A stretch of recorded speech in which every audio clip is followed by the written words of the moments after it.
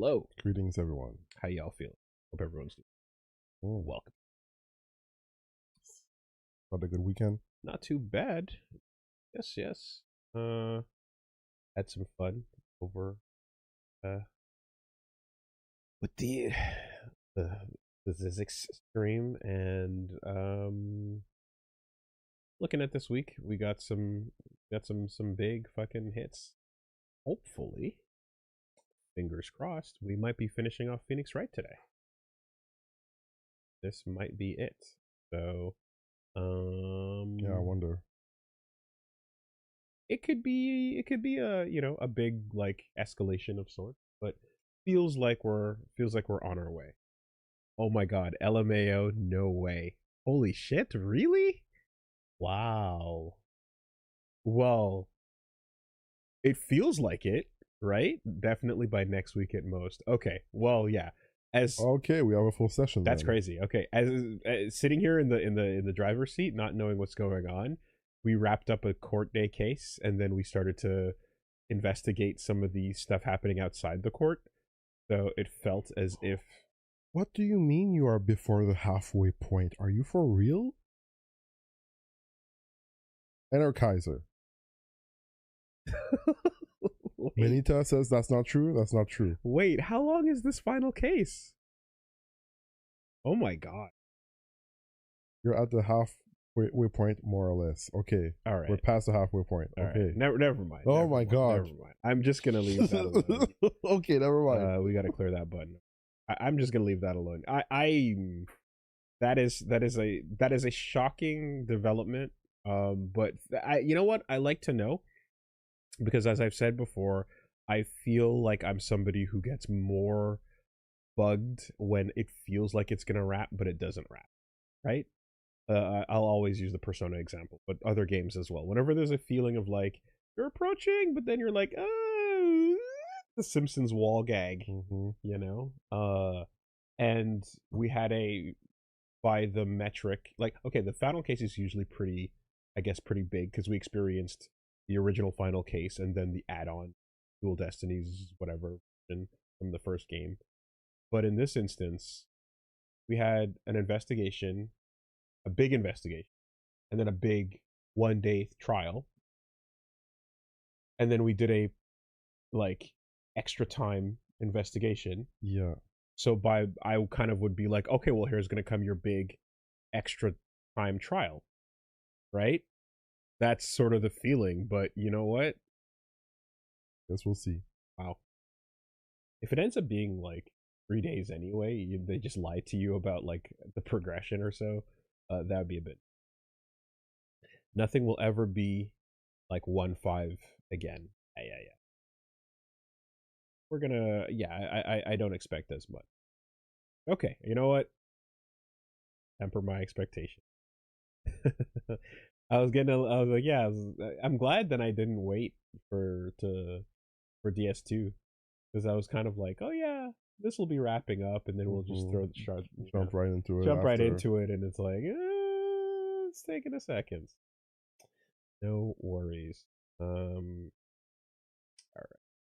Well, yeah, not much else to it, so get going on. And this Saturday, so on the schedule as well, this Saturday is EBD. The Reggie's gonna be out, so I might do something solo that I want to check out, or I might take the opportunity to do some off-stream responsibility. There's some extra baby-proofing things that I'm done. It's been tricky to get that done time frame before and after stream. So I'll let you know. Secure that toaster that's dangling in front of the bathtub. What's that about? Okay, well, first of all, mind your business. All right. Second of all, keep your nose out my fucking business. You know, and third, yeah, well, maybe we'll see about it. You know. Anyways, It is an aesthetic choice. The toaster of Damocles is an aesthetic choice, indeed. Yeah. I guess that's one form of baby proof. We should also probably cover over the lava pits that are lining the walls. So stepped into it once. Look at my shoes. Yeah. All right. Let's get her going. And fucking put some progress on this then, because yeah, so let's chop at the tree, because clearly we haven't been doing that. It's not ending. How many weeks has it been now that we thought it was, actually? I think as of 2 sessions ago, we were like, oh yeah, any day now. Yeah, like, yeah, okay, it could maybe finish today. Okay, next time for sure. Walking out being like, oh yeah, good progress. Yeah, good progress. Next time for sure. Maybe we can even like touch something else on the side, you know? Anyway. Hey, all right. Man, that's not bad. It's just...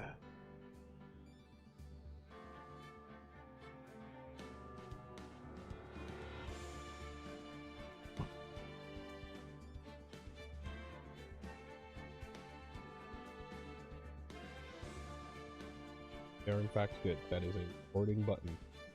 Flashing.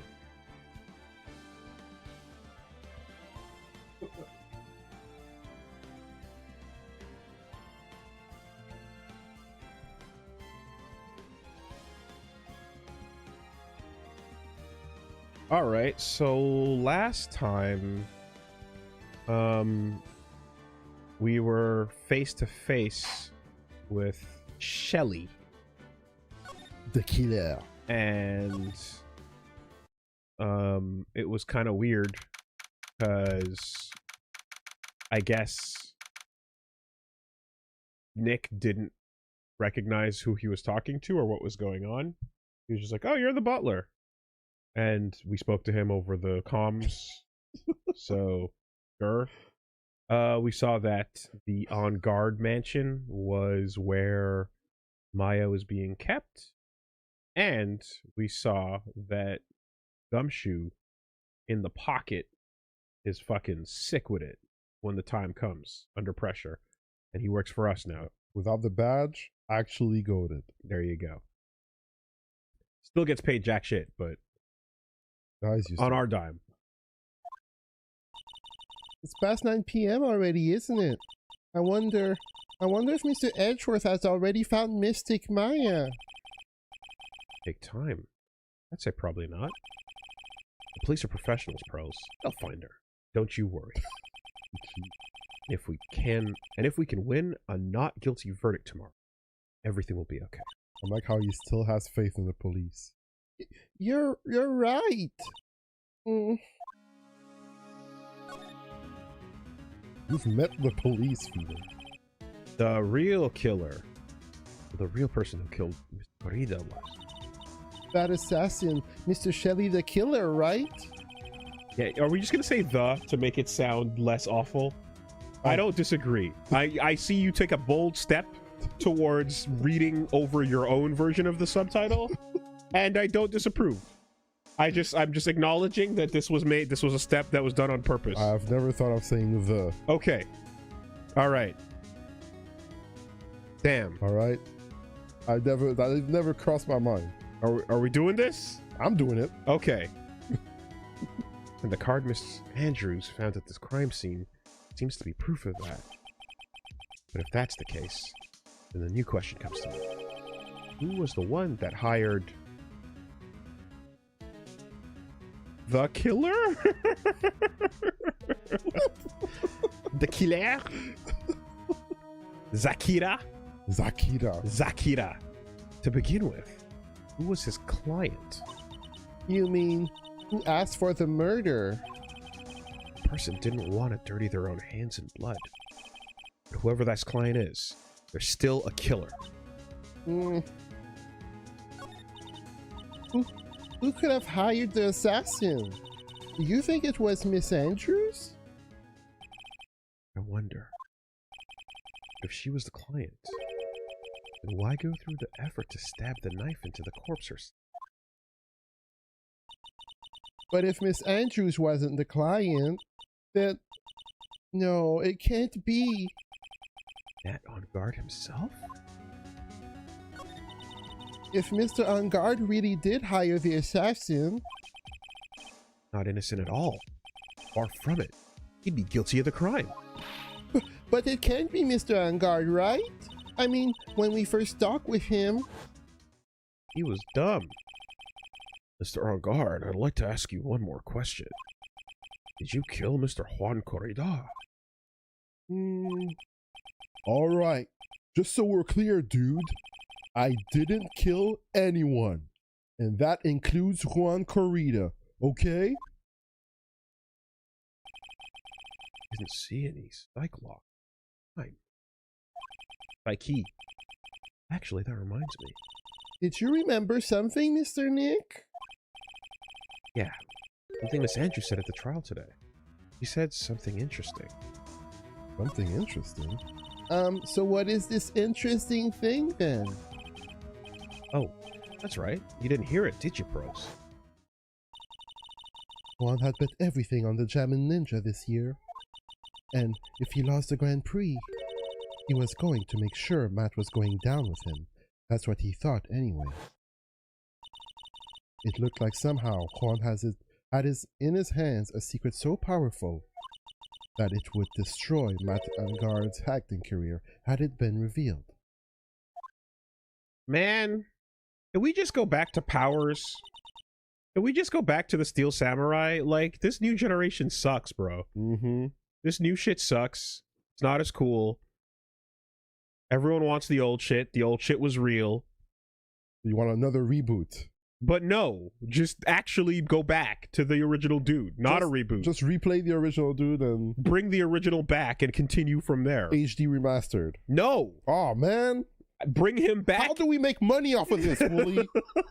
All right, we need some added value. Bring him back and continue from there. Oh, my God.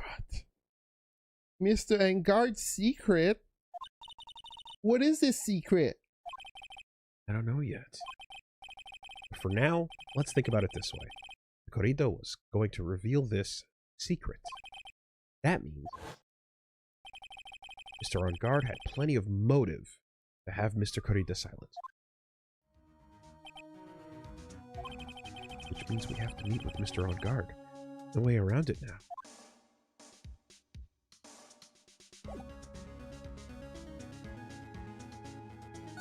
Dang. March 22nd, still before the hotel. Like, what does Will have to say about all this? What's going on? He's like, I don't know. I retired and I thought it was in good hands. What's going on with the Samurai franchise? You know, it's just, is he getting syndicated points on the fucking back end? You know, just getting your paycheck and not caring. They selling toys with your face on it. You got to come back and save your franchise, Will. Wow, it's really getting late, isn't it, Mr. Nick? Yeah, past 9 p.m. already. We still have some things to prepare for tomorrow's trial. Still the matter of the secret Mr. Corrida had about Mr. On Guard. Andrew's real intentions. There are two things I must know tonight. But aren't visiting hours over at the detention center? Or we'll think of something, Pro. Don't you worry. I'll think of something quick. Damn. Action every everywhere. room. Everywhere.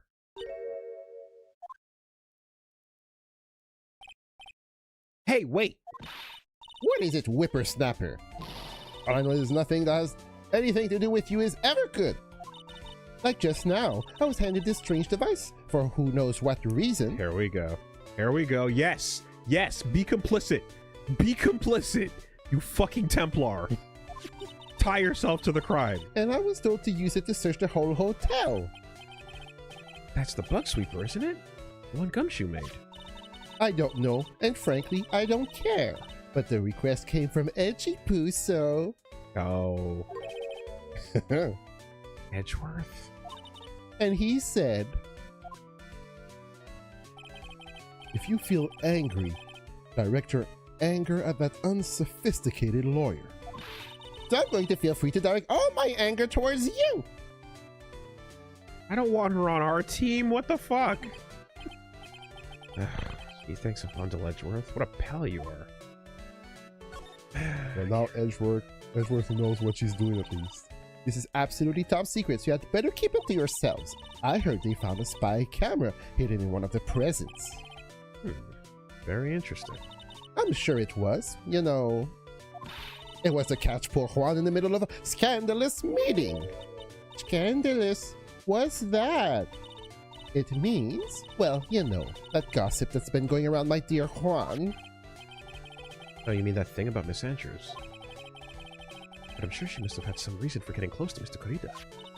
I'll let you in on another secret, young'un. I know who planted that spy camera.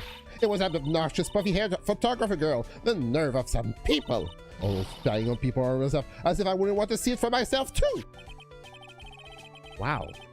The alien actually admitted her true intentions for a change. Wow, spill the tea, said Old Man. I don't know what you're thinking exactly, but I can bet that it's nothing good. But I didn't say anything. So you want to know about Juan and that manager, right? Actually, as I hear it, there is something of a refreshing pair, those two. Oh? I tell you, Juan really welcomed that manager with open arms, I heard. That manager... Who are you talking about? You don't know? That manager woman Juan had. It's a shame she killed herself, though. Oh, you're talking about Miss Celeste Impacts. Miss Andrews' mentor, right? Yes, that's the one. That Celeste girl. She was supposed to get married, you know. Married? You mean to Mr. Corrida? Oh, really? You young kids today don't know anything, do you? That girl Celeste killed herself 3 days after their marriage announcement. 3 days after the marriage announcement? Ooh. What? Whoa. Why would Miss Impacts want to kill herself? She was going to get married. Well, that's because it was thrown away, you see, by Juan. What? But they were going to get married, right? They promised each other, right? They held a grand announcement session, but 3 days later, Juan suddenly canceled their marriage. Is that true? It was in the weekly magazines. But why? Why did he do that? That was done in the magazines, unfortunately. That night after Juan called off the wedding, that manager Celeste killed herself. Terrible. I wonder what happened between those two.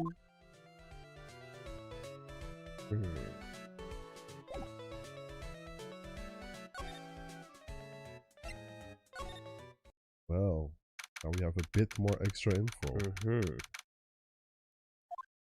Every room on the way out. That night, there must have been at least a few hundred people here. Guess the police are done with their questioning and investigating.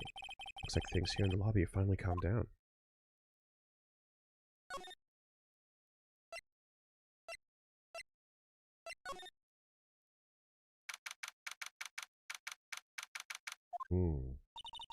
It doesn't look like Mr. Scruffy Detective is here.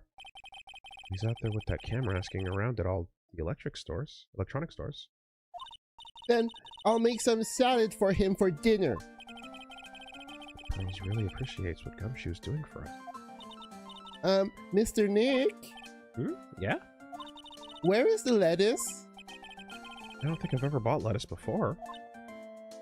Oh, I guess I have to give up on making a salad then.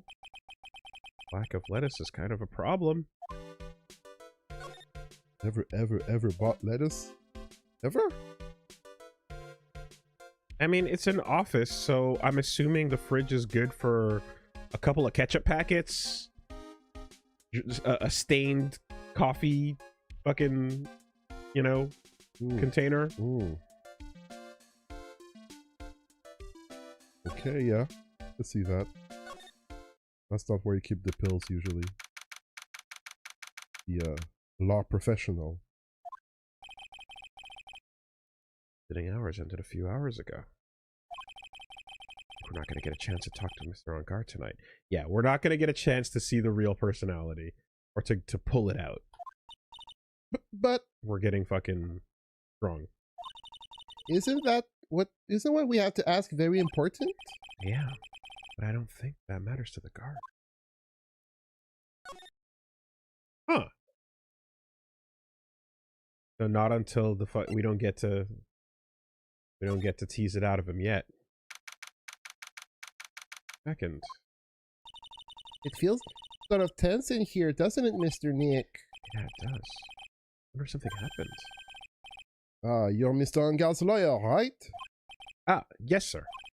Well, we finally found just the person you've been looking for. A real decisive witness. Decisive witness? You mean for the On Guard case? We're taking the witness's statement right now. Gotta hand it to Mr. Edgeworth. What's Edgeworth up to now? Who is this witness? I think you know this person quite well, Mr. Lawyer. Mr. Nick? Between the kidnapper's demand and now this. Can't see any way to win here. Oh yeah! Mr. Edgeworth wanted me to tell you something. He did? Even though visiting hours are long over at the detention center, he wanted me to grant you special permission. So there you go. What? Let's go. I've already called them, so they know. Go on, go talk to your heart's content. Thank you very much. This is such good news, Mr. Nick. Go talk to your heart's content. Sounds like the police are pretty sure they have tomorrow's trial in the bag.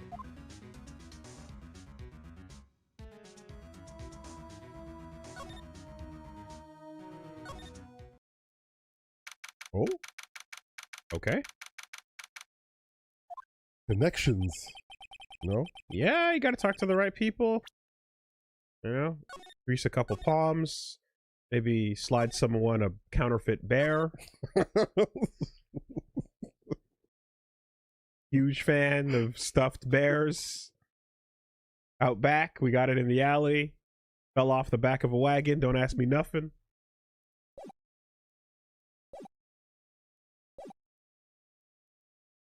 Or they must have transferred Miss Andrews here by now. That means that both Mr. On Guard and Miss Andrews are in this detention center. Now, then, whose story do I want to hear? Yeah, oh, interesting. Oh, what? Pick who you want to talk to first. That's new. Let's go. We haven't talked to Matt. There's a lot going on. Dude, it's Mr. Wright. I hope you can get me off the hook tomorrow. I'm counting on you, dude. Chai. I hope so, too. Edgeworth just dropped a bombshell on me by saying Juan Corrido was killed by an assassin. That the assassin's client is this man, Matt On Guard. What's wrong? Mr. On Guard, there's something I must know with 100% certainty. You seem kind of different. You're totally not like your usual lawyer dude self.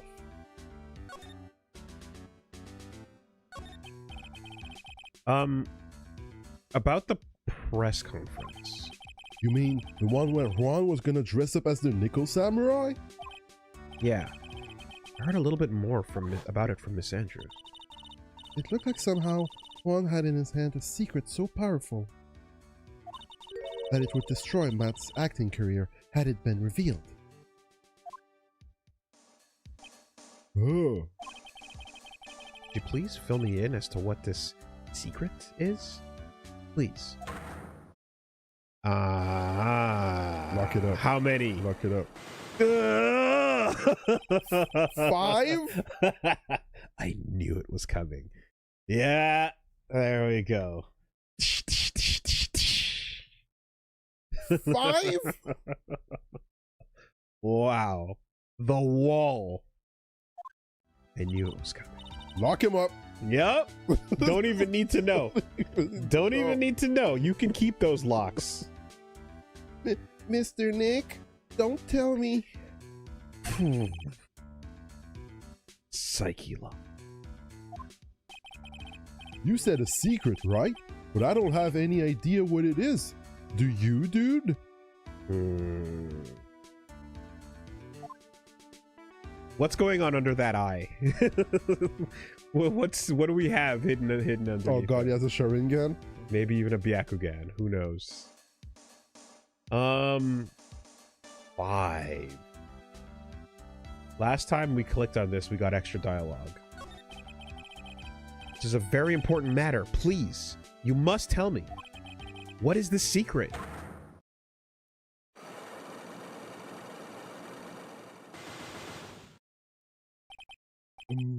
Well,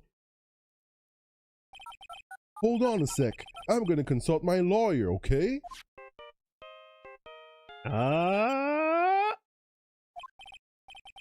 Hello? This is Phoenix Wright. Oh, hey, Mr. Lawyer, dude. Sorry, but you know, dude, I really just don't have any idea, okay? I really didn't care at all about what Juan was up to, okay? Good bit. Strong bit. Good bit. So, it's like that. Let me call my lawyer to get me out of this question from my lawyer. I have no choice but to remove these psyche. Did you know about Mr. Corrida and Miss Andrews' relationship? Well, it's all over the tabloids, dude. But I don't know any of the details, if that's what you mean. Look, how many times do I have to tell you? I don't care what Juan did with his life. Miss Andrews. He had a purpose in mind when she started seeing Mr. Corrida. Her mentor was Mr. Corrida's manager. And Miss Andrews was going to get Miss Celeste Impact's suicide note from him. Celeste? That jog any memories?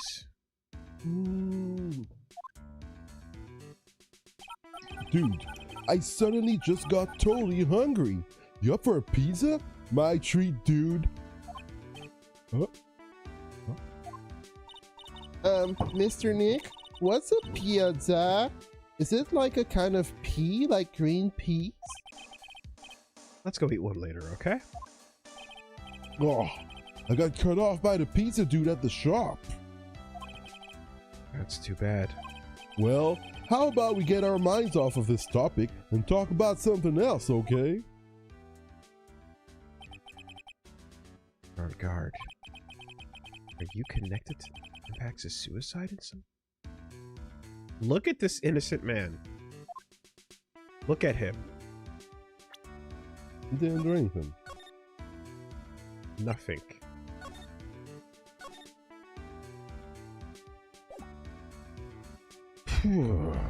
Okay. Let's see what we've...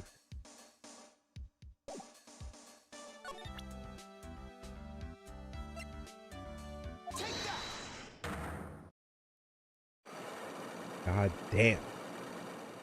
Let's go. Little St. James, Palm Beach, New York, Zorro Ranch. What's the last secret? All right. The killer is the branch family of the Angard Empire. Oh, I mean, I was going to say Tel Aviv, but, you know, that's between... You can figure... I don't know. I'm just fucking taking guesses. That's pin that one in the board. Now let's hear what this secret of yours is. What if Mr. Corrida had been successful in his plan? What would he have disclosed? I told you before, dude. I don't know. I don't know anything about Juan, okay? Look, Mr. Wright, I can keep on saying it until I'm blue in the face, but I totally didn't pay Juan any attention the whole time that night. I mean, come on. I was in the middle of a nap. Didn't you hear me snoring? Alibi, alibi, alibi, alibi, alibi. I even got into an argument with the front desk. And I asked him what time it was, and he gave me a receipt. I called him ugly. Of course. Honk shoe, honk shoe, honk shoe. Don't lie to me. Huh? I know you paid close attention to Mr. Karida, especially on that night. We do not have this yet. We do not have this yet. But that's interesting. Yeah. Okay, okay, okay. Investigate. So here's the question. Can we change conversation targets? Or is it just like we're locked in? Let's see.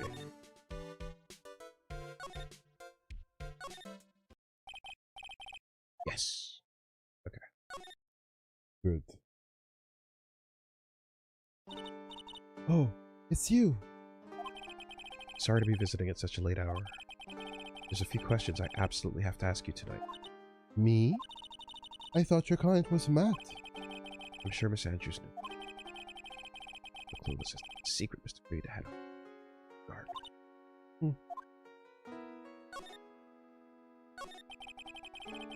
I'd like to ask you about Matt on guard, if you don't mind. Mr. Wright, you still don't know, do you? The real him, I mean. Seem to bear a lot of resentment towards Mr. on guard. If that's the case, then why did you become his manager? Why would you become intimate with his rival? That has nothing to do with this case. Nothing. About Miss Celeste Impacts. I had finally put her death behind me. And now, thanks to you, it's all come back to the surface. I'm sorry. Yes, I was shocked by her suicide. And it's true that when I heard the rumor that Juan was the one who had hidden her suicide note, I began to draw close to him. I wanted to get her suicide note back and to burn it. You wanted to burn it? But why? I didn't want it to spread just like another piece of gossip, but I never held any murderous intent towards Juan. I would never do something so stupid. Suicide note. I wonder what it said. Why'd you try to frame Mr. On Guard? That's simple, because he's the killer, that's why. Isn't it the duty of every good citizen to inform the police? And tamper with the body? And put on a costume and try to sneak out of there? And pick up a crucial piece of evidence and forget to hand it in?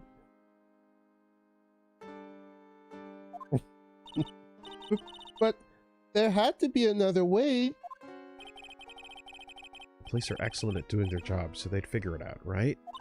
Yes, they're so good that they couldn't figure out the real truth behind Celeste's death. The police or Edgeworth? Miss Andrews. Well, I know you're not the type of person to do something without a reason. But please, tell me why you did what you did. Revenge. Huh? Did you say something just now? Mm-hmm. One. Just one. Psyche lock. Don't you understand yet? You're not my lawyer. To be honest, you're more like my enemy. But... Sure, I just heard, Miss Andrews. Revenge. Trying to save your life, lady. Why did you frame Mr. On Guard?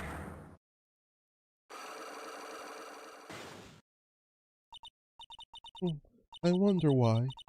I don't really know myself. When I realized what I was doing, I had already stabbed the knife into Juan's body. That just... no. That just might have revenged her.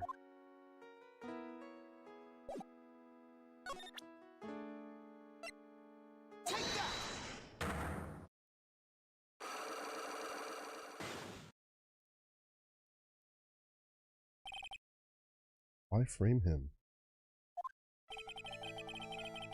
The please tell me why you framed Mr. On Guard for the murder? That is a fancy-ass lock, you know, when you look at it. Absolutely. With all the diamonds and the gold. Worth more than the thing it's locking up. I've already told you countless times. It's because I thought Matt was the killer. No, that's not it. I know you had a personal reason to dislike Mr. Unger. Miss Andrews, you may think I didn't hear it, but I know you said something earlier. You said revenge. So you are saying I was taking my revenge out on Matt, and that's why? What an absurd idea. I don't have anything I want to take revenge for. Miss Andrews, a woman who lives by being dependent on other people. There's something or someone in her past that would make her take revenge?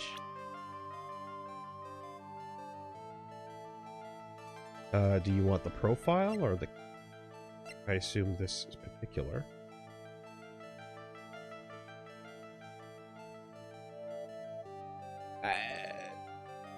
Something or someone, so I'm assuming we can go both ways on this. Let's go with the report, just to be more precise.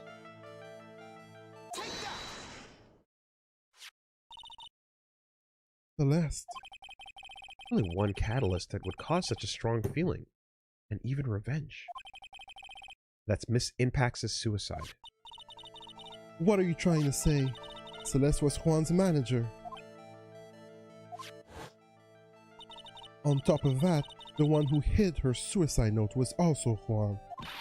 What does that all have to do with Matt? Right. You haven't mentioned him. Yet. But for you to hate Mr. On Guard, it would mean that he must have had some relation to Miss Impax and her suicide. Can you explain to me this relation between Celeste and Matt? Can't.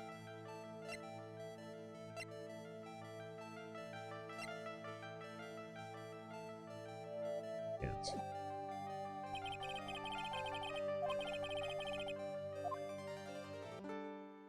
Okay.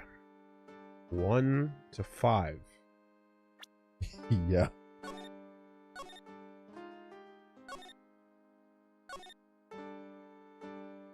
Maybe like it's 5, but like 2 of them are like, I lost my pogs, dude. Messed up my day. Yep. And the other one is like, I don't know. Did some gay stuff one time. Kinda liked it. Well, what if Hollywood finds out? I was gonna find out, dude. They're not ready for this. Bro! 2006. You know? I mean... Okay. So we need hard evidence connecting Matt and Celeste. And then we need hard evidence showing Matt's interest in Juan that night.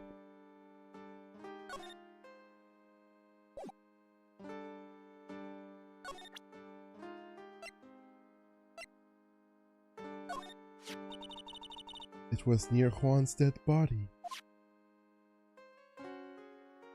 I noticed it when I went to fill the glass. And then when I realized that Juan was dead, I completely panicked. That's when I must have unconsciously picked this card up and put it into my pocket. As for why, I simply don't know.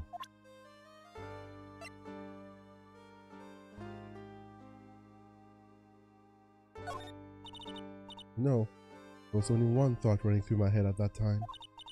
With this, I can finally expose Matt's true nature to the world. True nature? I wonder why she's saying that, but not telling me what his true nature is. If it were me, I think I'd be happy to finally get that kind of thing off my chest. But no, we gotta be vague posting, even here in court when my life is on the line.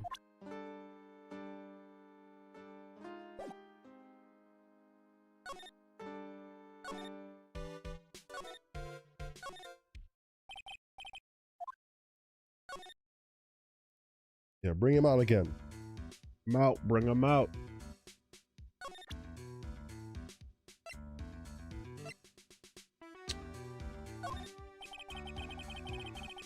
I'm scared to show him this card. Huh. Interesting. What's wrong, dude? So About this picture card. Ever seen this before? Huh? Nope. Never saw it before in my life, dude. I don't think he's lying. Where is he? And again, he looked a little like he gasped just now, but maybe I'm just seeing things? Huh?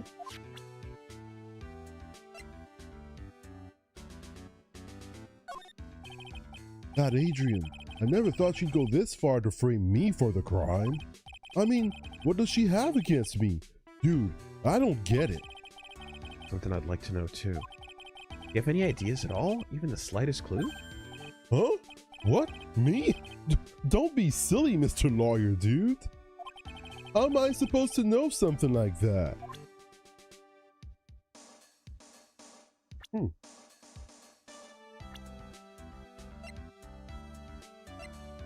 Sounded kind of nervous there.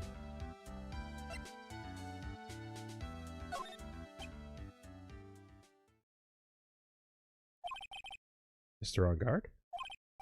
Dude, I know I asked you to be my lawyer and all, but I don't think I have to tell you anything and everything.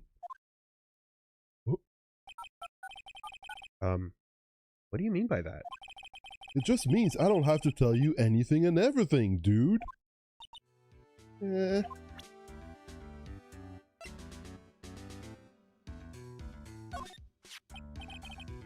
About this.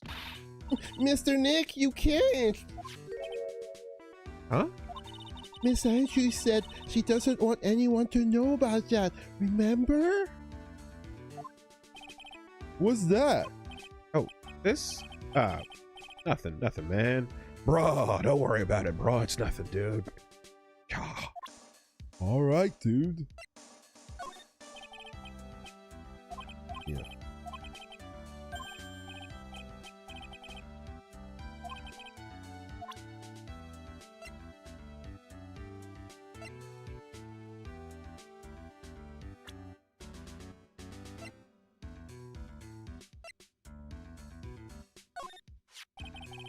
About this person. He is your butler, Mr. Shut Joe, the right? Fuck up! We kid. met him, huh? We met him at your mansion.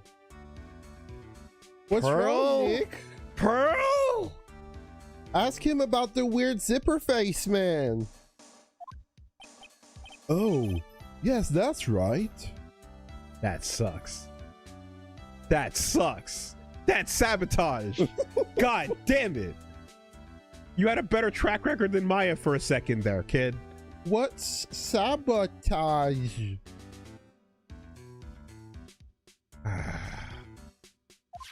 God fucking damn it. He's a pretty cool dude who can do lots of things. He takes real good care of me.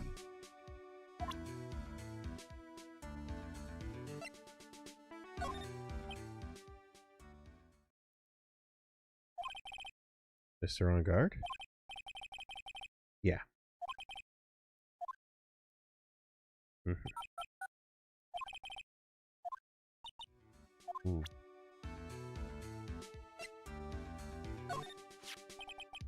I don't get it. Why would she want to frame me? I mean, I've never done anything to her, dude. Her guard sounds pretty sincere, and he seems trustworthy. To find out what Miss Andrews' real intentions are.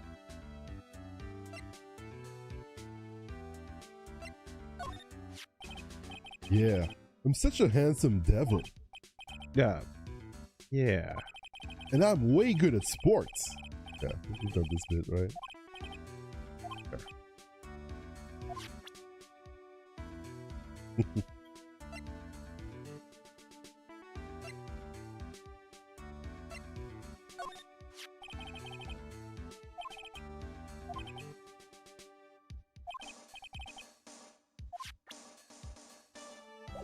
Never even cared about Juan, allegedly.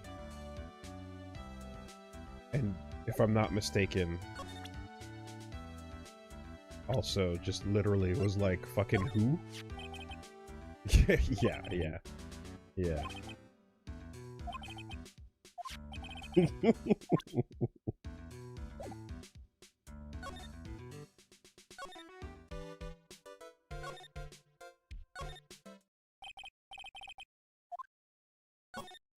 How much do we have? How many keys do we have?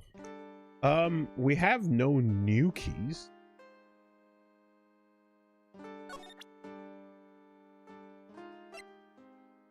Wondering if, yeah. Do some of these work?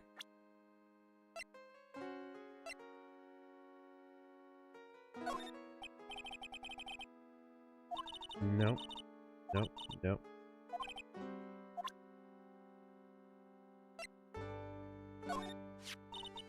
Celeste was my mentor.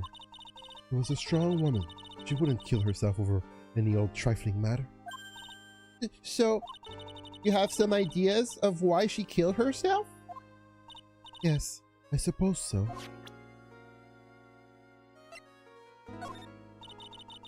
I hate talking about myself. The trifling matter, that's why.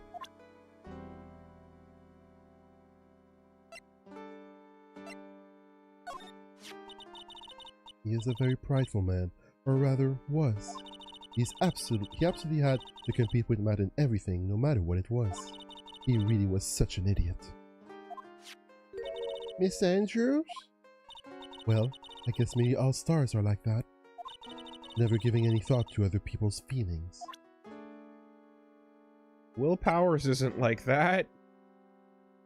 Will Powers is better. Damn, he's only 3 years older than them. A foot in the grave already. That's... dude. Yeah! Jesus Christ. That stress goes crazy, man. Or it's just Hollywood.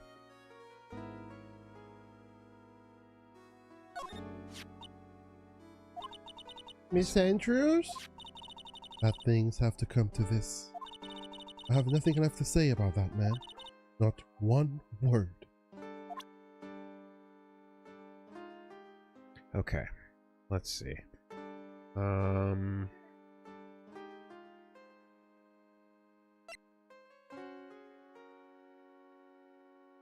still don't think the wording of the lock gave us enough to go off of. So let's see.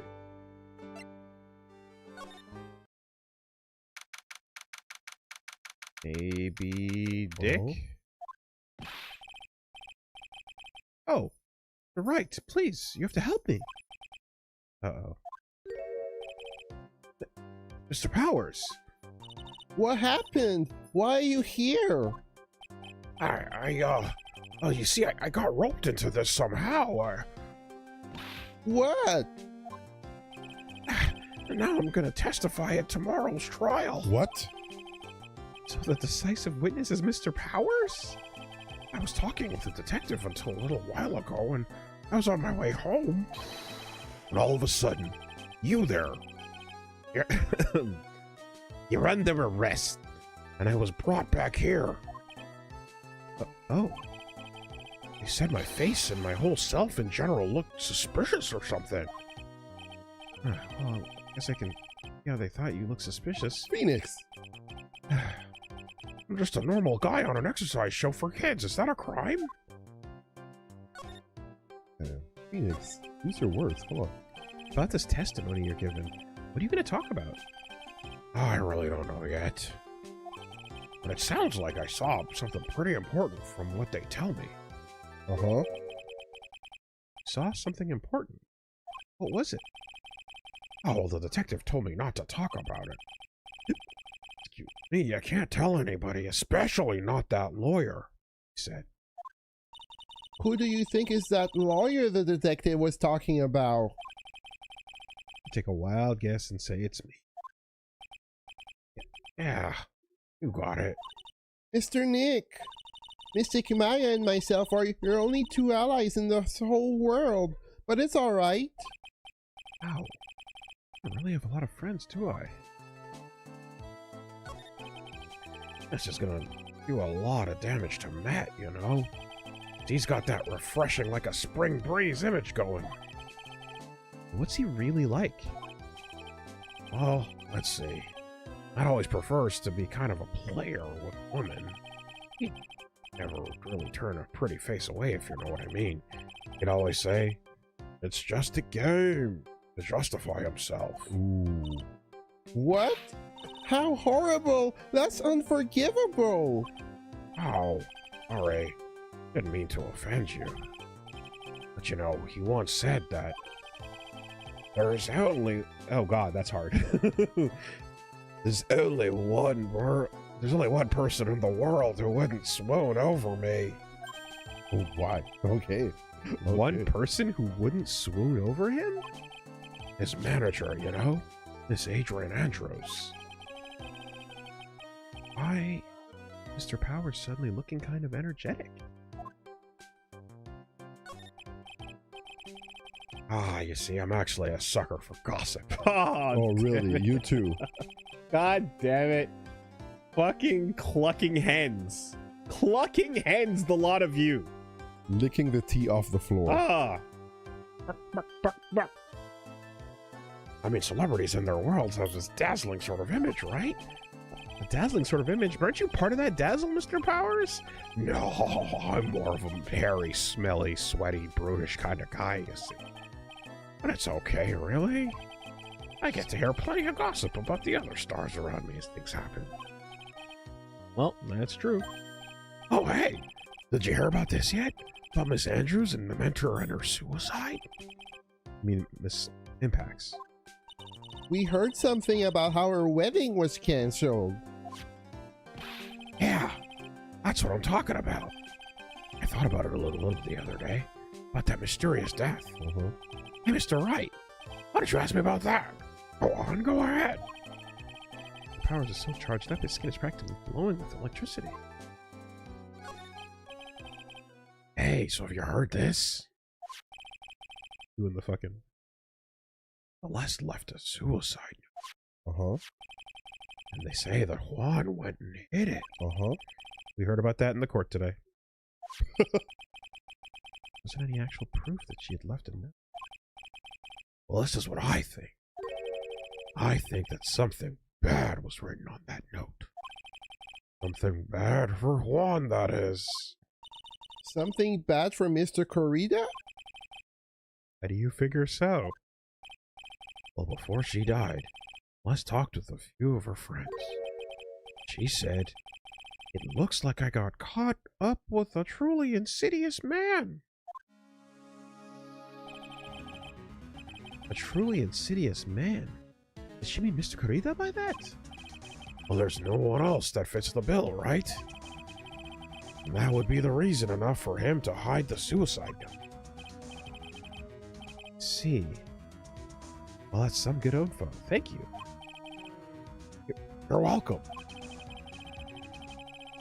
Guard and Miss Andrews. They're both at the Decentra Center right now. There's still things I don't understand about. I'm sure, but I have to get the two of them to tell me everything.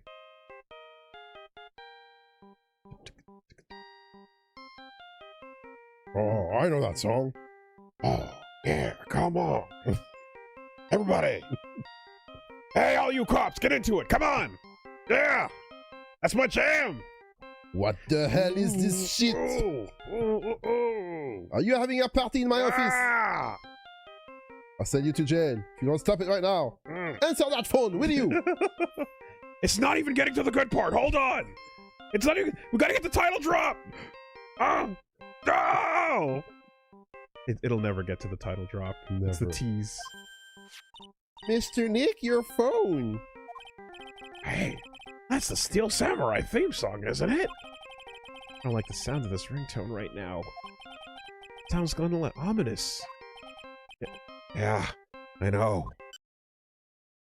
Do do do do do do do do do. Hello. These strings. We're in trouble now, pal. I'll be back at the office real soon. What's wrong? Was something really unexpected just happened? Mr. Edgeworth. Hey. Edgeworth?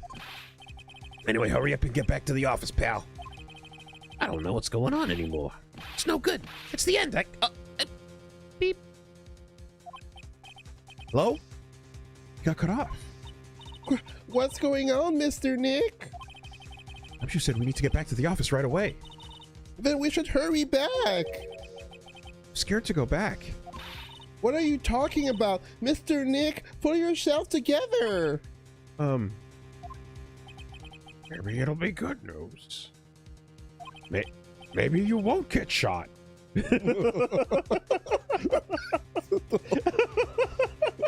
Oh. How about we call it a night? I think that's enough work for today. Somehow I doubt that. God damn it. It is popping. Okay. Tonight on the news at 10, lawyer Miles Edgeworth found passed out in a bear suit with a gun next to him in an alleyway behind the Gatewater Hotel. Was the gun in the hand of the bear or in the hand of the lawyer? More after the break. Damn it. Now I have to watch. Hold on, Turtles. Okay. BRB. Excuse me.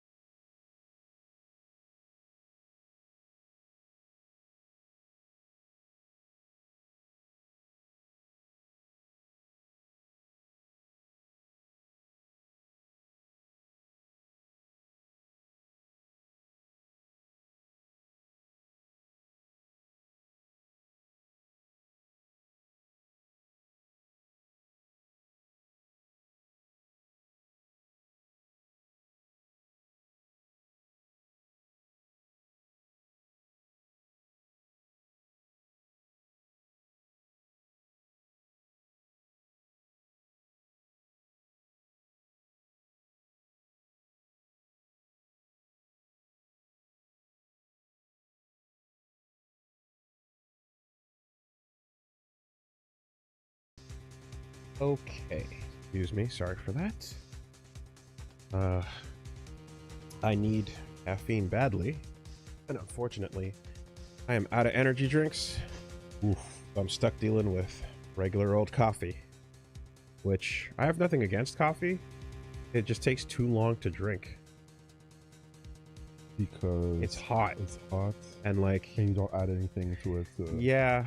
And I like, you have I do have like the cold thing where you can pour it in to make it colder, and it takes some time, and I probably should have done it. But my only problem with coffee is just that because it's hot, you can't get the caffeine in yourself fast enough. I see. You know? That's my whole thing. But I've had this discussion many times with like Little V and with John and stuff, and they're like, yeah, the ritual of the slowing it down and sipping it kind of like with tea and everything is part of what's relaxing in the morning. And I'm like, I have shit to do. Get the energy in me now. Yeah. God damn. Add a little milk to it, or a little bit of almond milk. I think there was a little bit. Fridge. It'll help with the cooling process, you know. I guess so. And I did drop a little, but for the most part, Reggie, I like my coffee like myself. Gonna fill that in or no? I want to, but I'm like, just let it linger a bit. I'm sure there's some alternative diss words that we can get instead of the obvious ones. Yeah, full of beans. There we go. All right.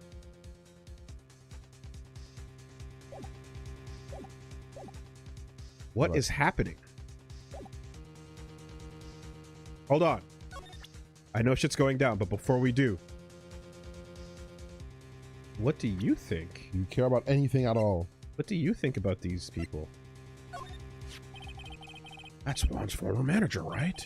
Celeste Impacts. She was with Global Studios for a while back then. Some things happened and she ended up moving over to Worldwide Studio. Some things? As in... Oh, no one left who knows the details, you know. Only rumors are left now. Apparently they've got some... They've moved some... Well, let's just say we don't know where the bodies ended up. Oh. What? How do you feel about this person? Nope. What about this person? Well, you must have met Miss Andrews. Hey, that's Miss Andrews. She's Matt's manager. Actually, I was interested in her for a little bit. Yeah, we know.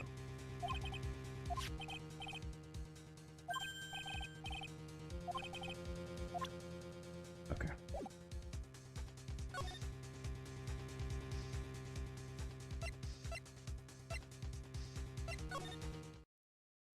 Aha. New development. What took you so long, pal? Mr. Edgeworth couldn't stick around here forever and had to go. What happened? We got him. We know who bought that spy camera. Okay, okay. This quickly? This bear's what gave him away, pal. Bear. Figured it out, pal. I figured out that we should have been looking into the bear instead of the camera. But wasn't it Mr. Edgeworth that figured... Shh, Pearls. And go on. There's only one person who bought one of those bears who's related to this crime. Who is it? Who would be so rude as to spy on another person in their room? Met on God. Huh? On God? Met on God. Your client. That's who, pal. And here I thought things couldn't get any worse. On guard, on guard. On God! Are you sure you heard right? The person who bought the bear was... They heard it from the department store clerk, pal. This is the credit card. The receipt was for the purchase. $3,800, pal. That's an exact match to the price of that stuffed bear. $3,800? That's more than a Terra statue. That's insane. That is less than a Terra statue. Oh, it's less actually? Significantly. Oh my god. You seem to have forgotten how many digits were in the Terra statue. I seem to have forgotten. There was an extra 0 on the Terra statue. But yes, sure. We were in the 5 numbers? We were in the 5 digits. Rick. Yes. Final Fantasy VI doesn't fuck around. Okay, my bad. In this economy. Oh my god.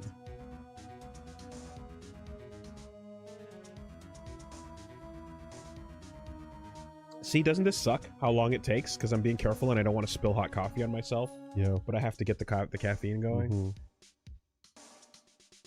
You have to do the... No, but I have to... No, yeah, but like I would have had like 2 giant gulps of Guru by now. True. It's hot. Hot beans. Mm-hmm. I'm telling you, dude, it sucks. It sucks, and like people should understand where I'm coming from. A receipt? That's all you have? Nah, it's not just a receipt, pal. The store clerk said so himself. He told me, I'm sure I sold the bear to Mr. Rangard. I mean, the clerk even got Mr. Rangard's autograph out of it, pal. Oh. So I'm sure the person that bought the stuffed bear was Mr. Rangard himself. My sight is failing me. This can't be. Oh. Falling into fucking Dick's arms. Oh, I feel faint. Oh. Get a hold of yourself. Credit card receipt. For $3,800. Proof Angard bought a stuffed bear identical to one in evidence. Damn, yo, Miles is making away like a bandit, bro.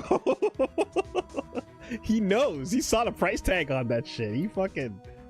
Miles is 100% copping and moving. Miles, where's the bear? Bear? What bear are you talking about? So what about the spy camera we found? That was a dead end, pal. I mean, you can get this kind of thing from anywhere. But for now, I guess I can give you back. I can give these back to you to file away into evidence. There we go. That's what we're looking for. Spy camera. Transmitter and stuffed bear refiled into the court record. Growl at 8 p.m. Right at the clock. I know you don't want to give up, pal. Never thought. I didn't think it was possible. The person who put the spy camera in Juan Corrida's room was mad on guard. Why? Why would Mr. Angard do something like this? Bet it was to catch Miss Andrews and Mr. Corrida in one of their rendezvous. I bet is not good enough for me. I have to know the absolute truth behind this camera. Are you gonna see him? Mr. Rangard, I mean. Yes. I'm scared, Mr. Nick. It's okay, Pearl. Sure, he's potentially guilty indirectly, but he didn't actually do the murder himself, which makes me technically correct, which doesn't stain my record. Right? Right? What an awkward situation. That's how this works, right? I can still be the hero. I wonder what we will find out next. Sorry, 1 second. Oops, sorry. 1 second, folks. BRB.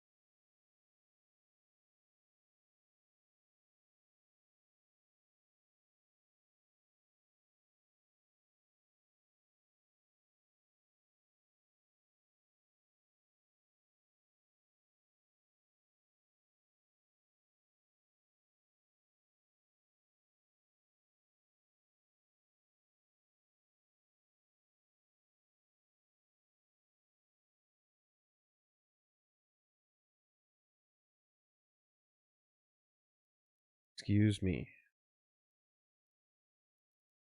Forward.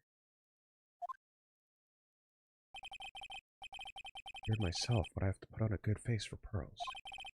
Mad on guard. What in the world have you done?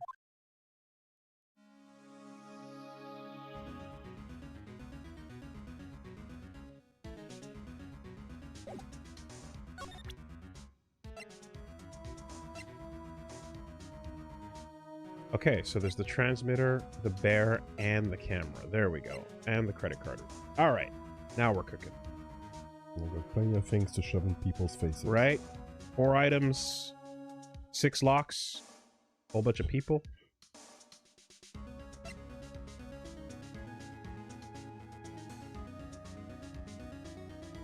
Changes the footage taken by the spy camera into radio waves and transmits the data. The bear. And that to 8 p.m. Yeah.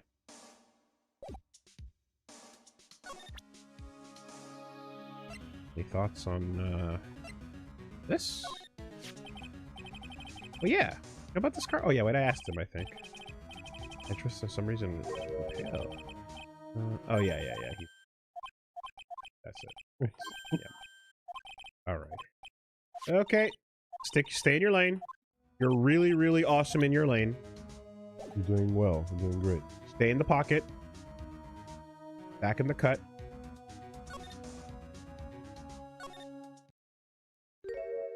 Huh? You're working really late, you know? It's already past 10 p.m., dude. I didn't choose who to talk to.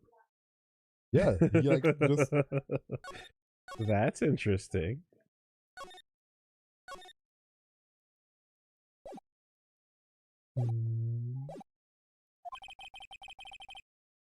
I think it's time you told me the truth. Huh? Relax. Don't you know that ignorance is bliss? But if you really want to know, let's talk.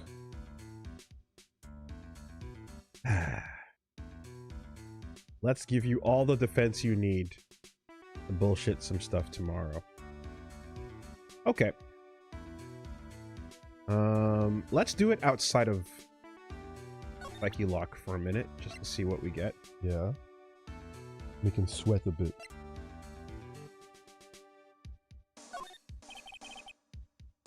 Nope. Nope.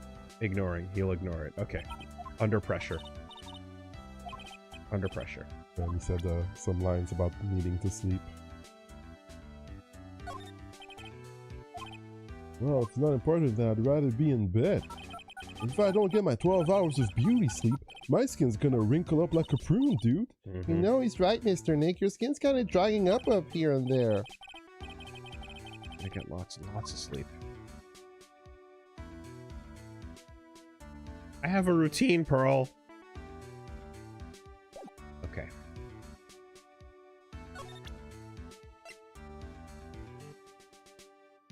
Wait.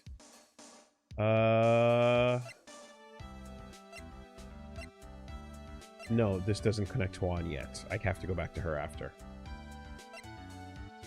He comes second.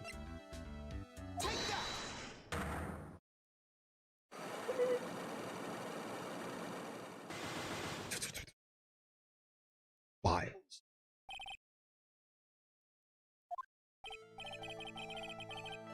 All right. Let's hear what the secret of yours is. What if Mr. Kurita had been successful in his plan? What would he have disclosed? I told you before, dude. I don't know. I don't know anything about Juan, okay? Look, Mr. Wright, I can keep on saying it until I'm blue in the face, but I totally didn't pay Juan any attention the whole time that night. I mean, come on. I was in the middle of a nap.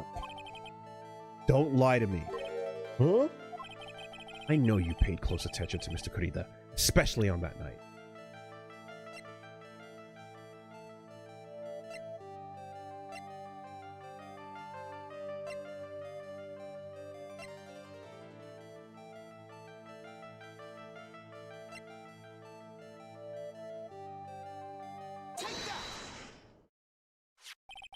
Someone used this camera to secretly film Mr. Kurita's room the night of the murder. Secretly film? What? And then sent the images the camera took with this transmitter. Wow. But dude, where was this camera you're talking about hidden? The bears. The bears. Spy camera was hidden in this bear's eye. Oh. A bear that was supposed to be a present from a fan. Oh. I guess Juan had a few of those kinds of fans too, huh, dude? Have you been followed by a bunch of people after, like, party at the club? Phase 1. Slight damage. Armor on the left side. Tentacles start popping out. Ooh. Actually, I wouldn't say this was a present from a fan. You sure, dude? Who else could it be from? The person who gave this bear to Mr. Corrida was...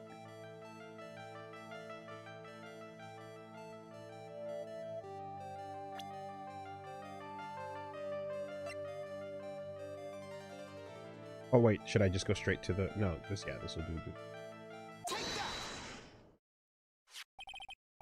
Mr. On Guard, don't you know this bear from somewhere? I don't think I've ever met Mr. Bear before, dude. Aw, but he says he knows you. How could you forget such a great friend? What else did the bear tell you? He says that the one who put the camera in his eye was you, Mr. On Guard. Huh. If I didn't know how you work in court, I'd think I was in some serious trouble. Come on. This is all a joke, right, dude? You're just pulling my leg. Looks like you're not ready to give up your secret yet. Well, do you have any proof you want to show me first? Here is proof that it was you who put the camera inside the bear.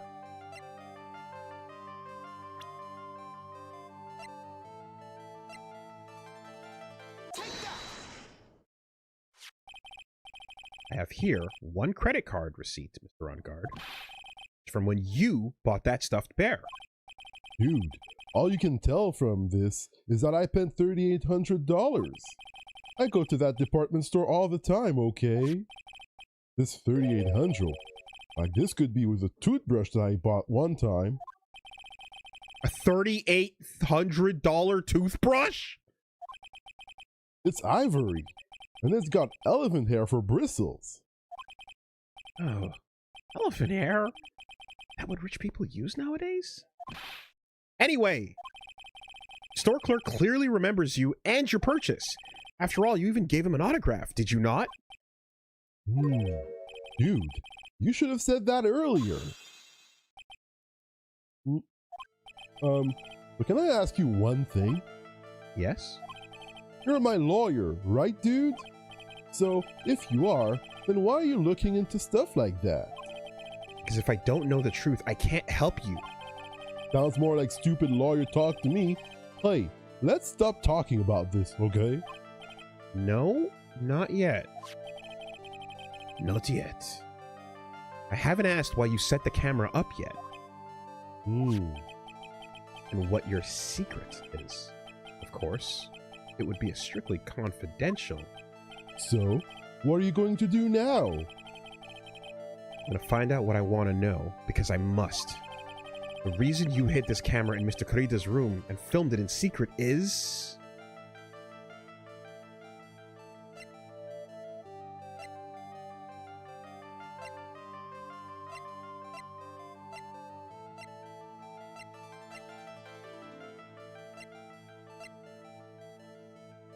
The reason you hid this camera in Mr. Corrida's room and filmed it is in secret is... I don't have... Unless it's this, I don't have the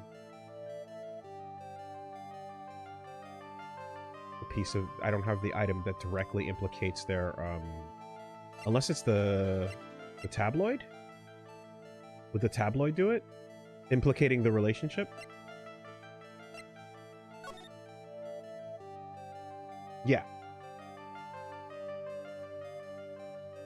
Oh, to get info on Corrida and AA? But Uh, why? Well, no, I was gonna say that basically to spy on him and Andrews, but like, what's the right evidence to say that? Is it to bring up the tabloid mentioning their relationship, or is it to mention the real reason being the suicide report?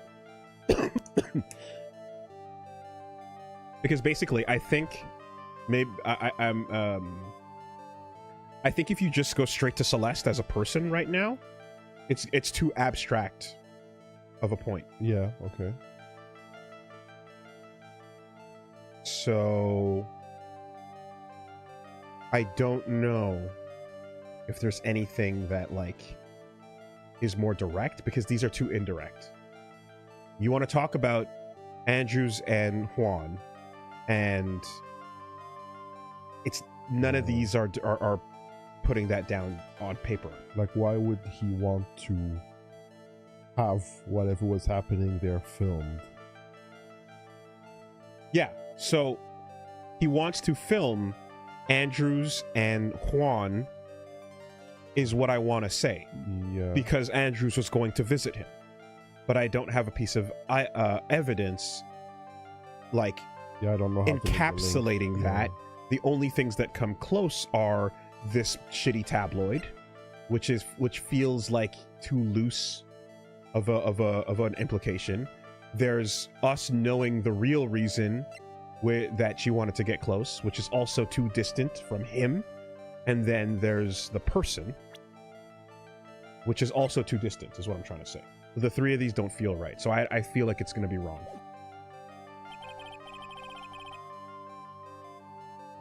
Damn, we were 2 locks in. 2 locks deep. It might, but like I have a lot of stuff, so I could be wrong on that. But like, let me just save it. But you understand what I'm saying, right? Yeah. Like I think I need a better item to put that down there. I could just try and die as well. But I knew I saved a while ago, so let me do this. Switching over to her. Her question, if I Oh, what was the question again? her question was I think it was asking also for a link between her and Corrida. You know what I mean? Okay. So it's the same thing. Like whatever the connection is there, it's still a little too loose. So let's try that again, but now I have a better save.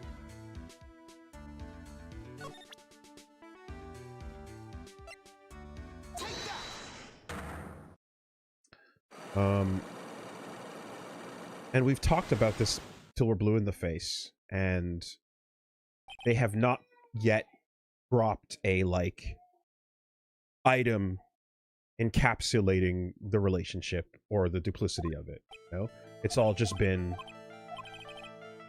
yeah.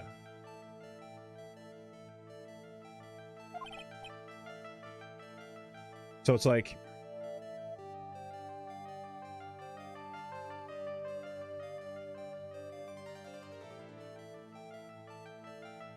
I mean, okay, there's a couple of leaps that can be made here, right? If you want to go past what the game's pacing is, which we've spent a lot of time doing, the places you can go if you want to live in overthinking world, you can go. Celeste committed suicide because she left because there's infidelity involved, right? You can go. There was a marriage happening. And she was supposed to be exactly. Juan annulled the marriage, right? So you can go far past that point and go that infidelity was involved in that relationship. I'm just okay. You're just saying. I'm just throwing shit out there. Okay, anything. Okay, anything goes. Right. Anything goes. Right? Okay, right. You can go a couple different places. We don't know. Some scenario happened. Scenario happened, but the marriage was annulled, and then she killed herself as a result. Right? He's involved as well.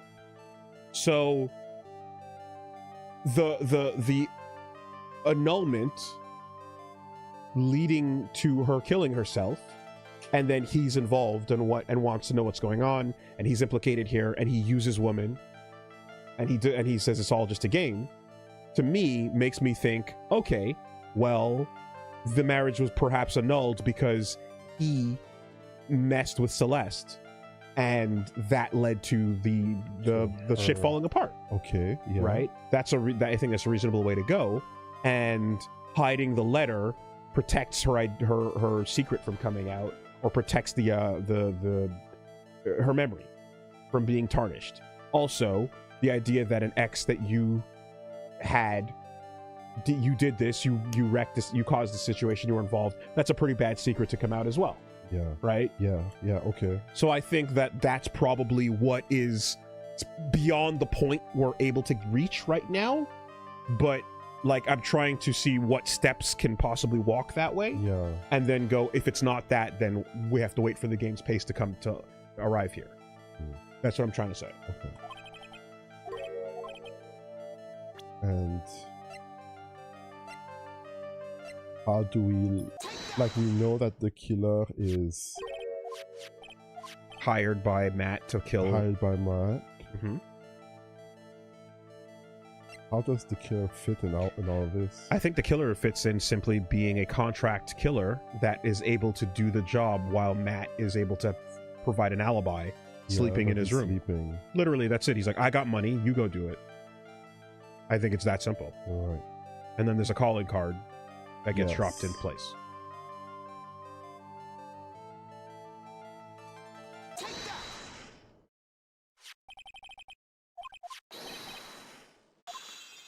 Right.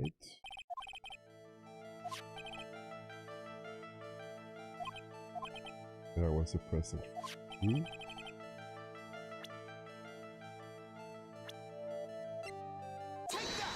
Unless you want to go straight to the point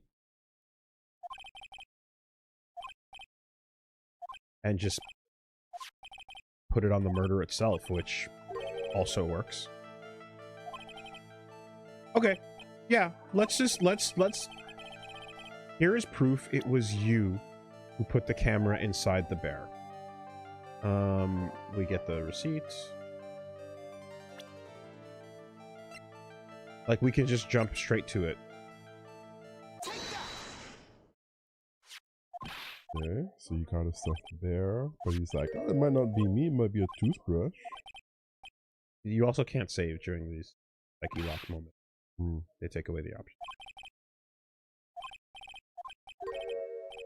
Autograph. You should have said that earlier. One thing. Why are you looking up my shit? Why you set the camera up. And what your secret is. Of course, it would be strictly confidential. But what are you going to do now? To find out, because I must. The reason you hid this camera in Mr. Kirito's room and filmed it in secret is...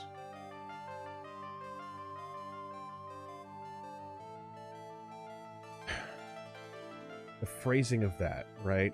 Like, you wanted to confirm the murder was done yourself?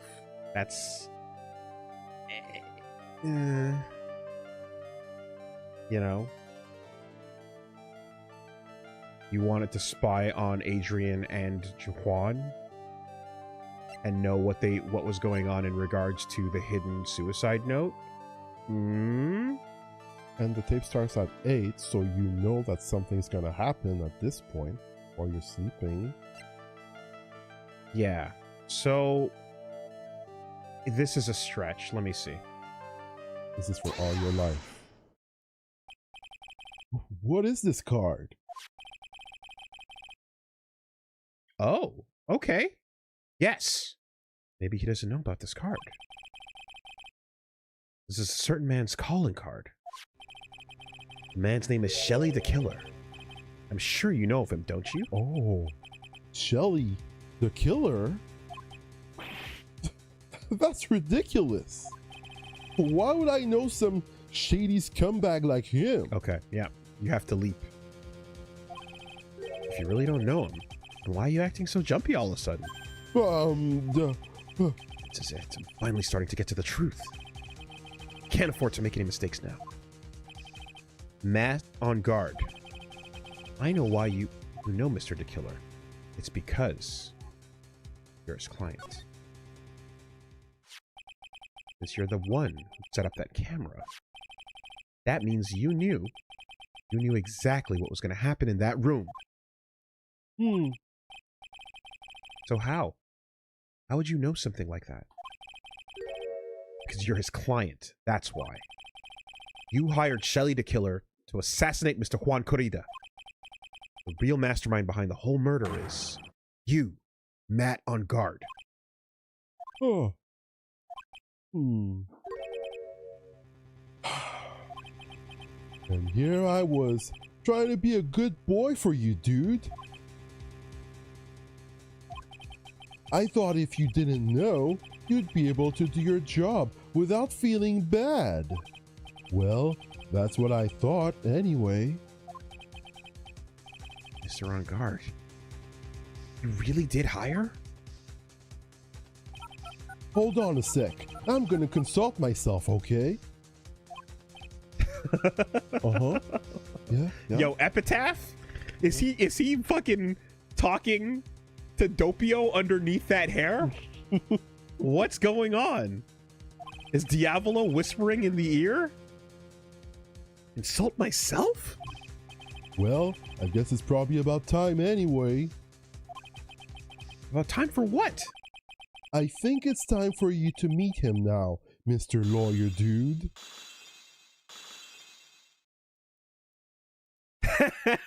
What? Come on! What? Where'd you get that brandy? Hold on! Guard! What?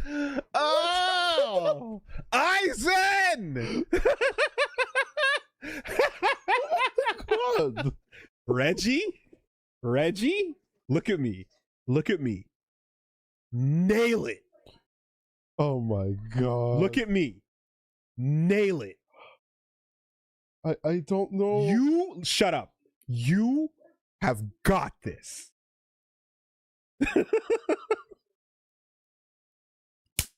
This is the sickest shit. Let's go.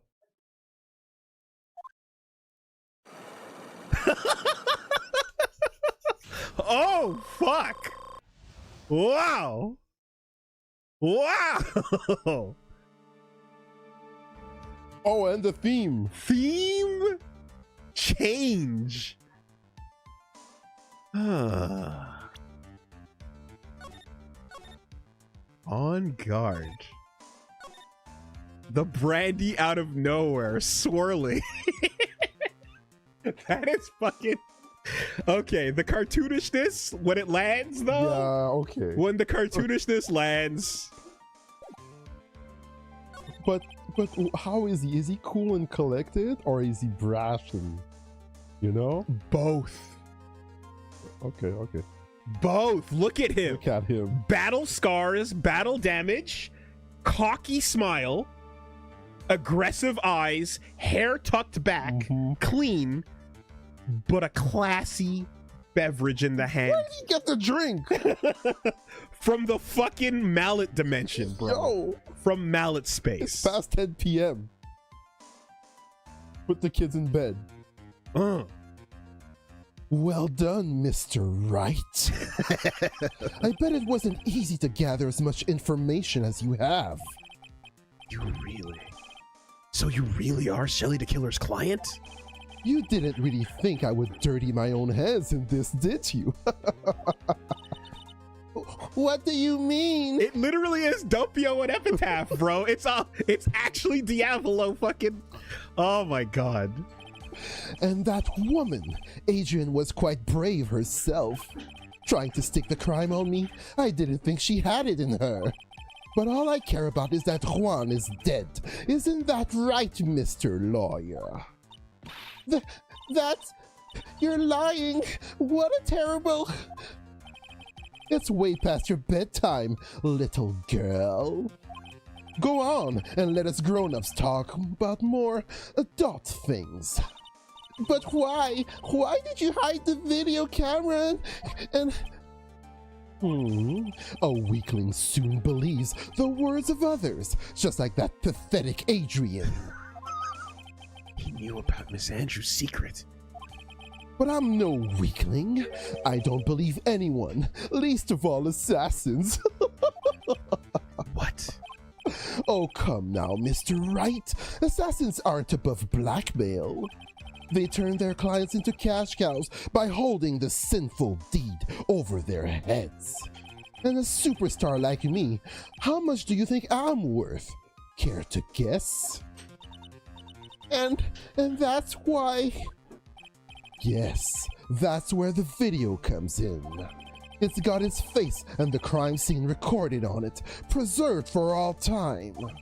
With that, I can keep him at bay and even blackmail him if I want. That's a different word. that's a different implication. Sorry, it's been a long night. That's right. That video is my insurance. Isn't that what they call it, Mr. Wright? Why would you do something so wrong? Because I'm a grown-up, and I can. Good enough for an answer for you, little girl? Man, fuck the Nickel Samurai. Yo. Oh. Was the bad guy all along? It's like, it's funny because the case has, you have to jump right to, like, you have to jump right to Von Karma or Gant level, yeah, right? You have to go straight there, and it's like, all right, what do we do? Like the fucking the instant escalation. Oh, please tell me you got that scratch from a bear. A weasel. Why? Why would she kill Mr. Corrida?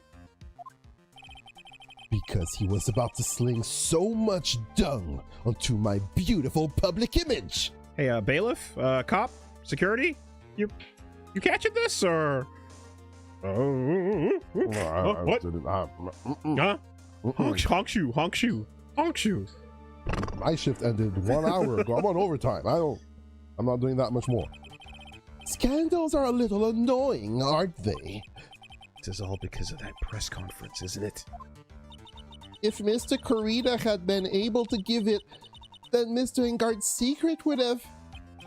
Ah, well, that's what we call taking advantage of the situation, you know. I had no interest in doing it, really, but bit by bit, it crept up on me.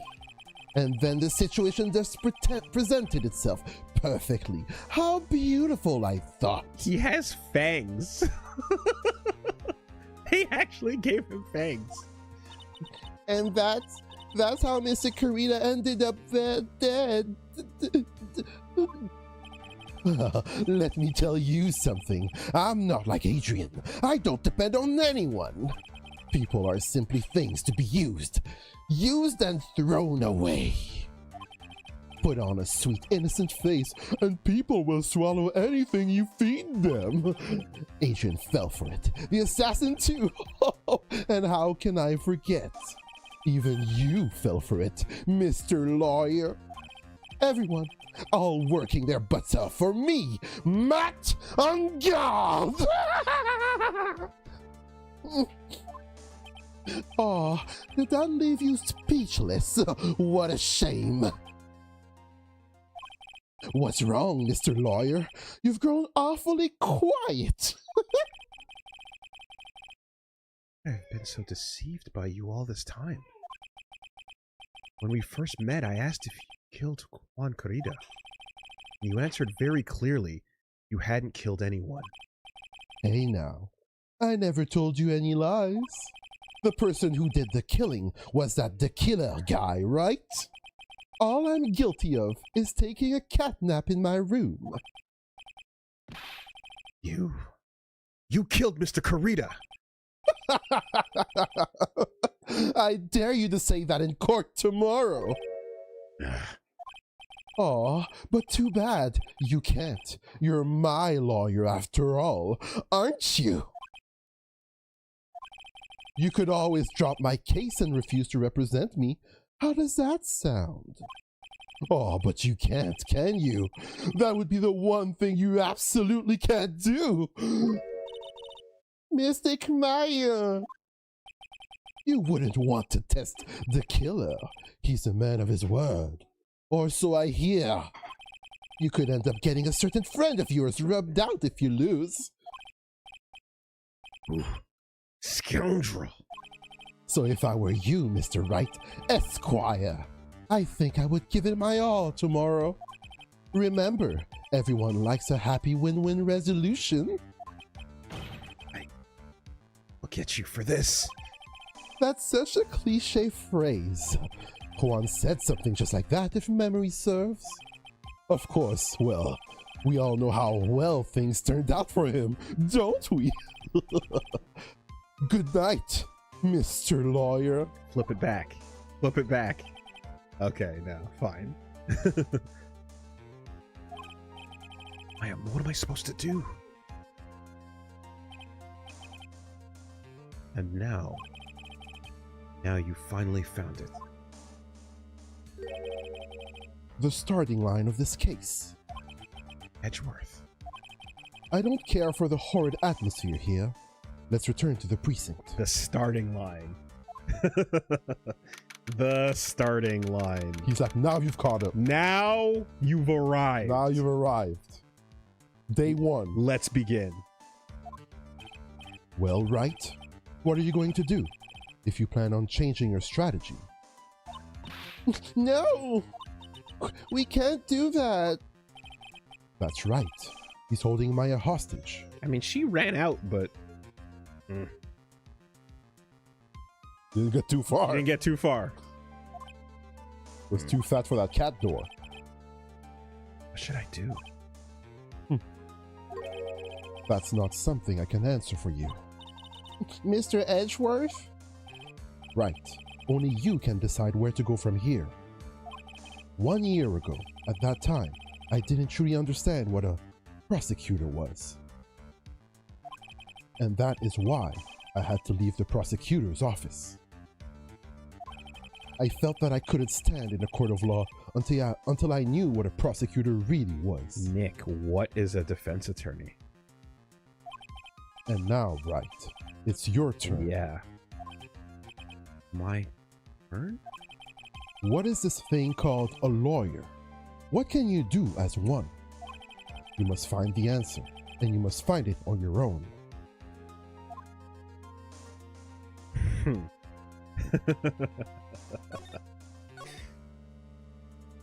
Okay, that's pretty good. This case is pretty cool. It's been all right. This case is all right. It's Not one of the bad. good places. I like it. This case ain't bad. This case, yeah, it's got legs. Yeah, step of approval. That's pretty It's good. got some, some potential in this case. It's pretty neat. What is it? What is it that you do and why? Talk to the ghost of the dead. She can tell you. I'm a lawyer. But to fight for someone who's clearly a killer. Mad on guard. That man is really... Ugh! First time, huh? It doesn't matter who. Every person deserves a proper defense and a fair trial. Isn't that the basis of our judicial system? Proper defense? What exactly is that? Is it where a lawyer forcibly and blindly gets an acquittal through shouting and trickery? Ironic that you, of all people, should say such a thing. Isn't that exactly how you have fought for your clients up until now? Ooh, that stings, doesn't it, Wright? I'm gonna make some bullshit up and then I'll figure it out when I get there. And that'll be justice. Well, that may be true, but that's... It's because I believed in my clients to be innocent from the bottom of my heart. But if I were to get on guard and an acquittal, that isn't a proper defense at all. I became a lawyer because I thought I could save people who were suffering and in pain. But when I look at this mess we're in, I can't even protect the person closest to me. Even if I win the case, I still lose in the end. I just don't know what to do. Right? Would you get a hold of yourself? You have it all wrong. Huh? We aren't some sort of heroes. We're only human, you and I. You want to save someone? That's something easier said than done, wouldn't you say? That's... You are a defense attorney. You can't run away from that. You can only fight. That's all you can do. Every once in a while, you can get a bear. You can do that too. But this one is mine. Not that bear. No, not there. Find your own bear. It's already accounted for. People like you and Francisca von Karma are always using all you have to pin me down. You fight to the very end, even when you know the truth is not with you. But I'm not like you. I can't fight for a false verdict, for a man I clearly know to be guilty. Francisca. She fights for herself. The only thing she fights for is her perfect win record. That's all. And? Isn't that the same as you? Isn't that why you ran away a year ago? Because your precious win record was destroyed? You're so petty. I see. Now I understand why you despise me so much. However, you are mistaken. What do you... Thanks to you when you sealed off my path to a perfect win record, I began to realize the error of my ways. I realized that things such as a perfect record were meaningless. What? I don't believe you. Are you saying that is why you left the prosecutor's office? But then why? Why are you here now? The answer to that is something you will find out on your own. I have faith you will see it before the verdict is read tomorrow.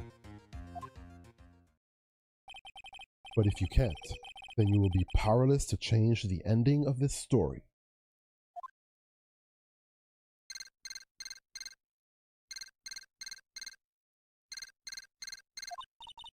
Mr. Nick, the transceiver.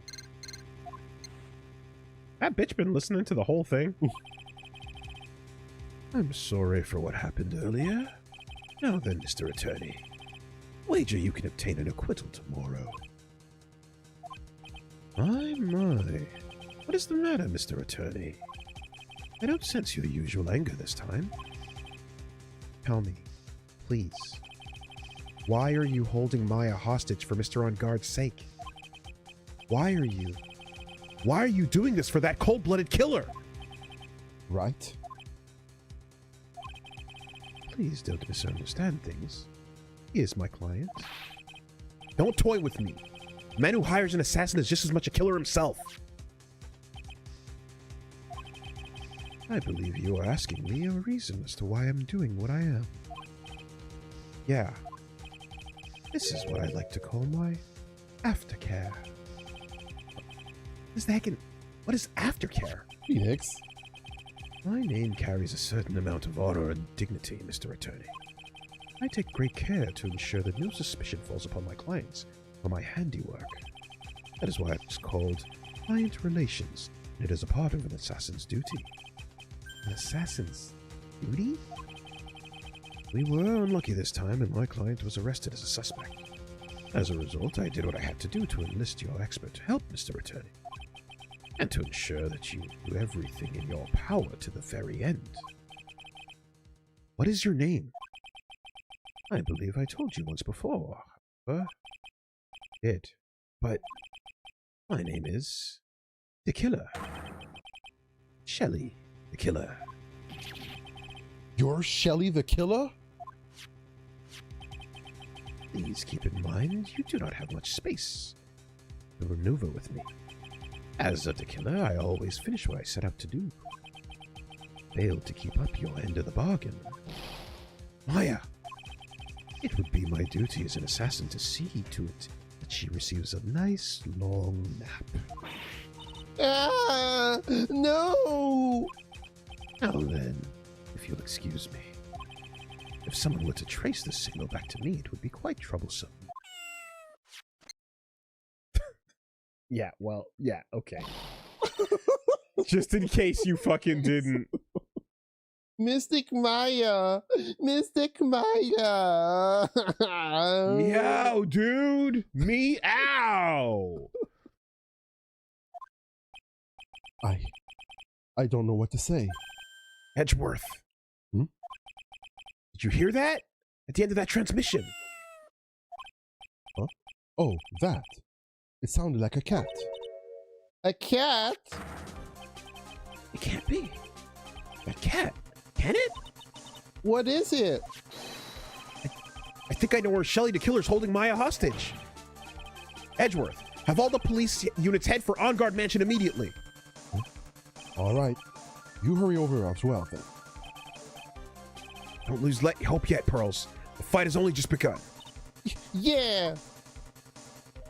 Cops are just like Solitaire, Fruit Ninja.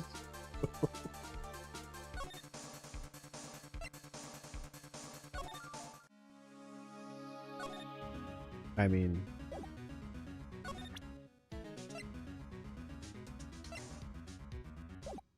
yeah, all right. Like, Little detour, you know? yeah, sure.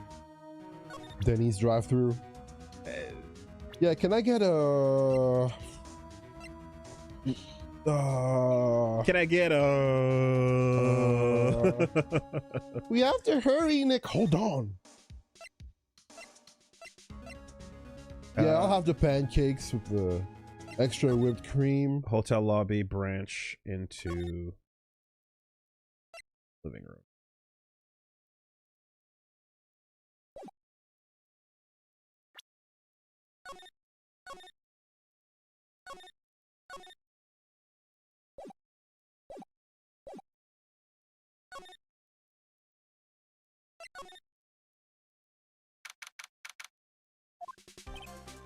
Maya! Please answer us, Mystic Maya. We have this area completely surrounded.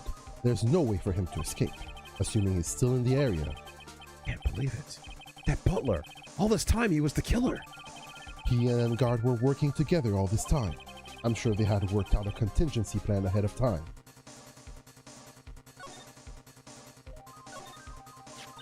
Oh, it's a figurine of a bear. But there are a lot of cuts in it for some reason. Figurine. A bear? Isn't that more of a thing for Mr. Corrida? Why would something like this be here? Right. Look down. There's a little pet door installed here. I'm sure that's for Shu. You think this came through that little door? This door. It's locked. I'm pretty used to breaking doors down by now. Let's go, Edgeworth. Just objection that door down. Yeah, there you go. It worked. Ah, there's no one here. From the looks of this room, I would say this is Engard's private lounge. Look at this, Wright. An antenna for sending and receiving radio signals. And a VCR. Check inside the deck. There's a tape. It'd be an important piece of evidence. If we're lucky, we'll have the moment the crime was committed, the record recorded on it. I'm sorry, but the tape deck is empty. There's no tape to be found. No! But there's no mistake that someone used this to record something. It looks like someone took the tape we were looking for and escaped with it.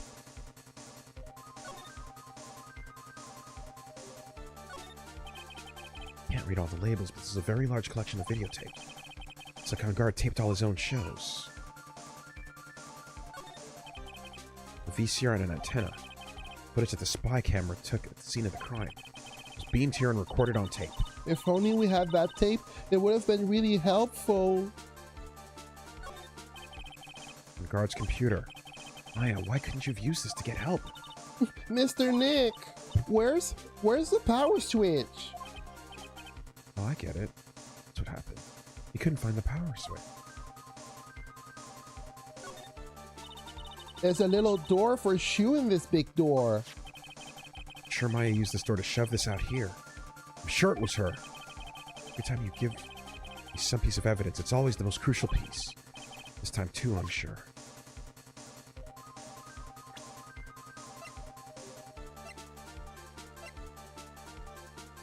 Wooden bear-shaped figurine, covered in many thin cuts.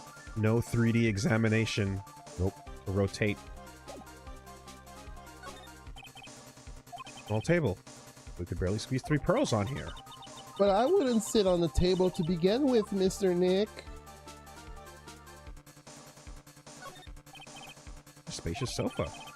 10 pearls would fit on here. I don't think 10 of me would fit, Mr. Nick. Edgeworth, how many pearls could you fight off? I believe. Perhaps 15, 20? How much could you spawn? Huge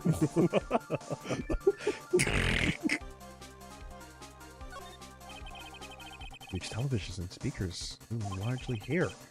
If Maya saw this, she'd say, I would die a happy samurai fan if I could see the Nickel Samurai on a TV like this. fuck the Nickel Samurai. Yeah, that's what she'd say. I can't believe I just made a joke about Maya, all things considered. Yeah, she might be dead, dude. Oh, we're going deep. Cursed all over, but it looks like he got away. I'm sorry. It looks like he slipped out of our grasp this time. And now, lost our only lead. Don't give up yet. That little girl is looking to you to be her pillar. Yeah. We're close, I can tell.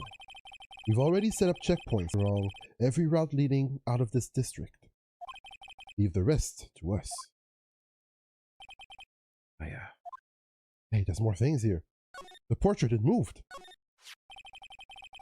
Looks like this picture of Miss Impacts. Love. Celeste. Miss Impacts? You mean? Miss Corrida's former manager. Why would a picture of Miss Impact be here in Mr. Engard's mansion? Why does it say with love? Huh.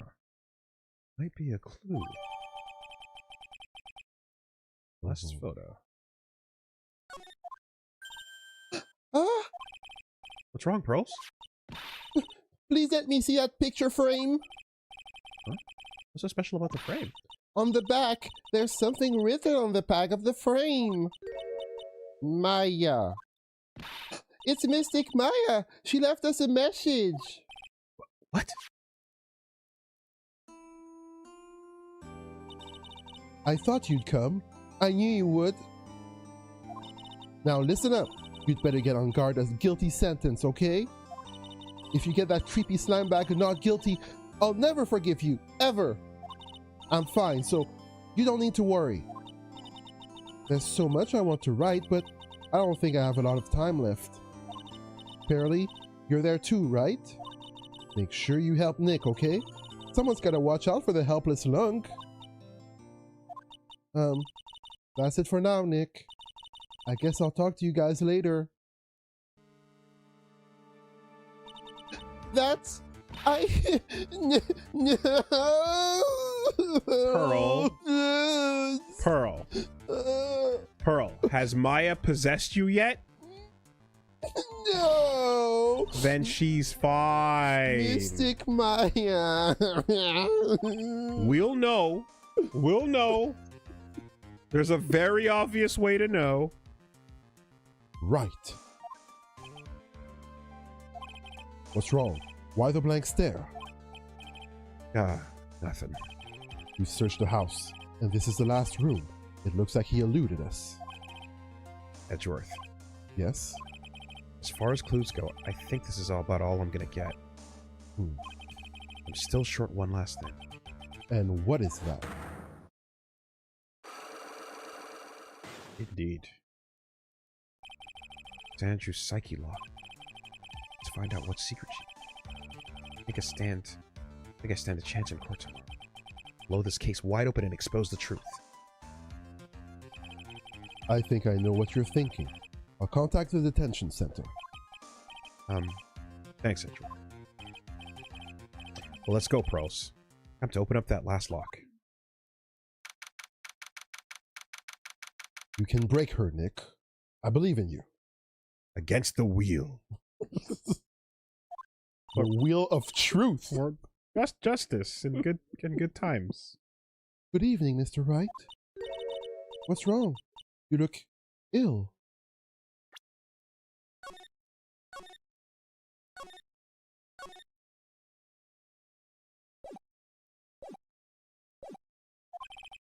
Miss Andrews, I've come to remove your psyche lock. Psyche lock? I want you to know. No, I want to know. And you will tell me your secret. Fine. Go ahead. Try to break me if you can.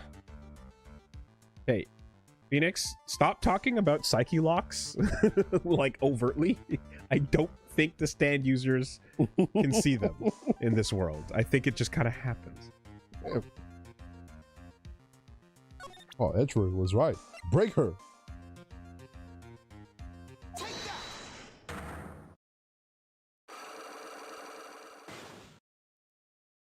Miss Andrews, I'm going to attack you now. Why frame him? Can you please tell me why you framed Mr. On Guard for the murder? I've already told you countless times. It's because I thought Matt was the killer. No, that's not it. You know you have a personal reason to dislike Matt On Guard. Miss Andrews, you may think I didn't hear it, but I know you said something earlier. You said revenge. So you are saying I was taking my revenge out on Matt, and that's why? What an absurd idea. I don't have anything I want to take revenge for. Andrews, a woman who lives by being dependent on other people. There's something or someone in her past that would make her take revenge.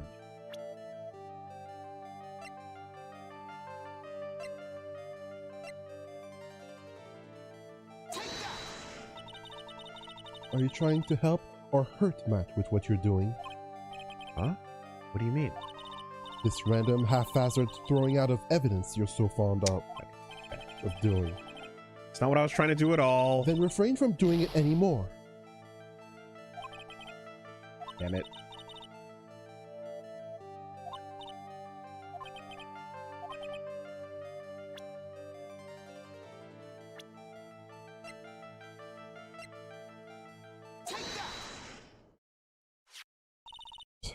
Celeste. Only one catalyst that would cause such a strong feeling. Even revenge. That's Miss Impact's suicide. What are you trying to say? Celeste was Juan's manager.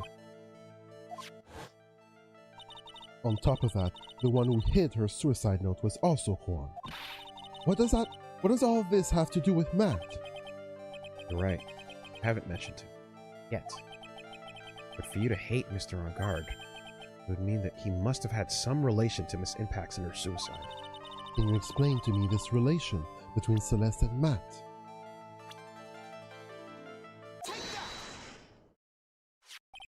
This is a photo of Miss Impact's, correct?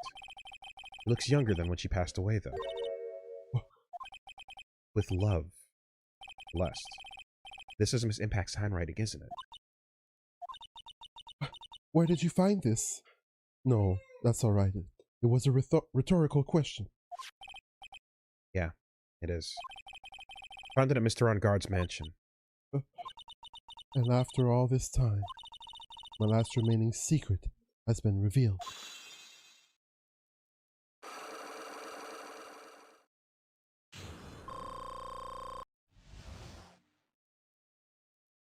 You're healed. Celeste, she was supposed to get married to Juan. Yeah, but I heard that didn't work out. Because Mr. Corrida didn't want to get married to her anymore, right? Yes, because of Matt. Because of Mr. Angard? What do you mean? I think I can see where this is going. Celeste, she was Matt's manager a long time ago. She was the happiest woman in the world at the time. I was working part-time back then, and I often saw the two of them together. That's why. With love, blessed. Written on the frame of that picture. They were a couple, weren't they? It wasn't anything as splendid as that. Celeste was being used. Toyed with until she was thrown away. That's so horrible! Matt's entire image is built around how nice and wonderful of a man he is. A scandal would have destroyed that. Which is why Celeste, in her kindness, moved over to Worldwide Studios. And that is where she met Juan. She seemed really happy with him, even happier than when she was with Matt. Celeste and Juan were such a good match that they were even planning to get married. And then, it was suddenly called off. On the night Juan called their marriage off, Celeste, she killed herself. And that's why I feared Matt. It was revenge for Celeste and myself.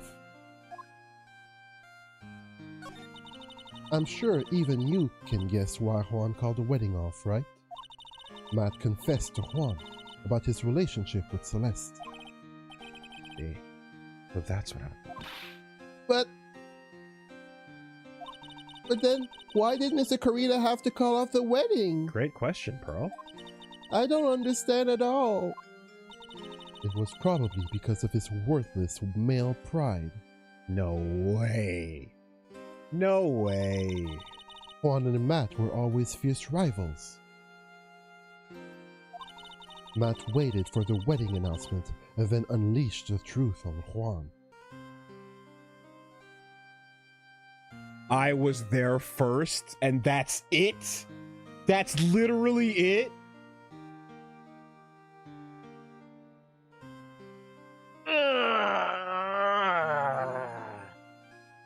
That is very, very shitty.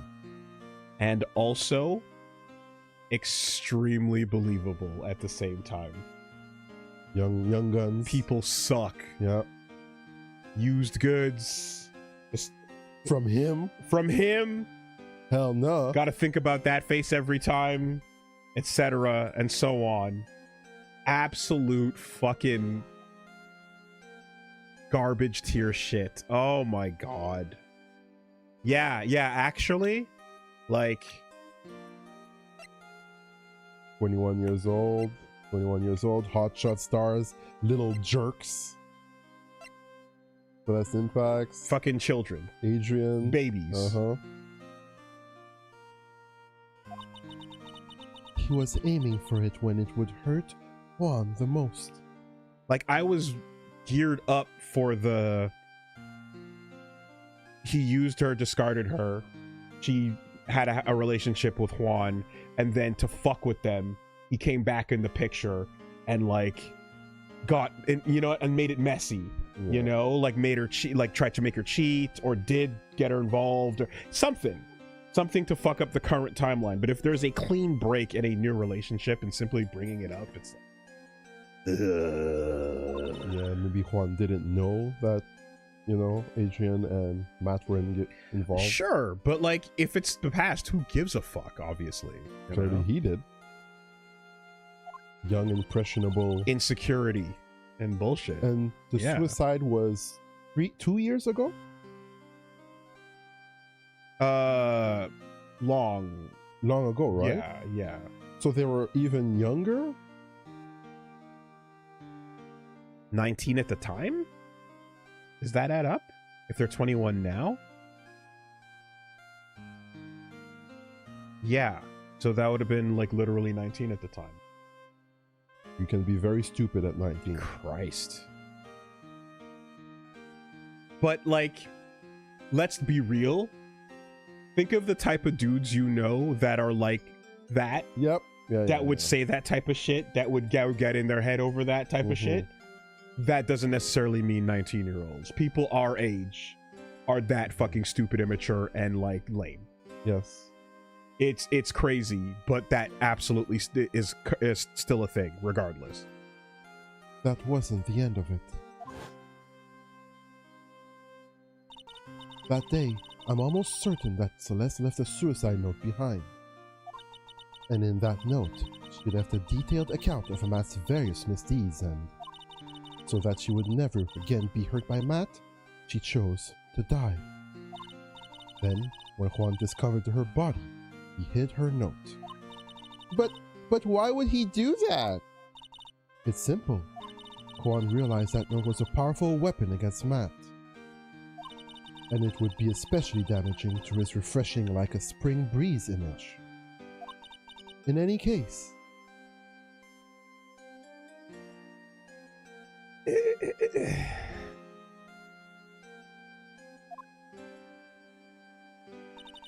with his pride hurt, Juan sought revenge. Cool. So instead of just straight out revealing the truth in that moment where it mattered most, He waited. because the same stupid brain that is so fucking insecure that it calls off the whole relationship over that type of petty bullshit also goes, ooh, well, now I've got a weapon and now I can use that against him. Yep. Instead of just in the actual moment doing the thing. Juan fucking sucks. He might not be Eisen level maniacal Doppio, Diavolo, but like, he's just a shitty dude. Revenge. There's that word again. Juan wanted to publicly disclose the contents of that suicide note at a time that would cause Matt the most damage, of course. In front of all the children, live on TV. Yep. Yes, sir. Oh my god. Right with their beaming, smiling faces, holding all their toys, ready to get signed. Special announcement. In costume. Yep. Oh my Doing god. a dance too. Dude. Yeah. Hey, look! It's my fiance's suicide note! Wah! Oh my god. Yeah. And that was the press conference after the stage show. I know all about it because I heard it all from Juan. It was so I could find out about all this that I drew close to Juan to begin with. Hey kids, you ever hear of R. Bud Dwyer? Look it up!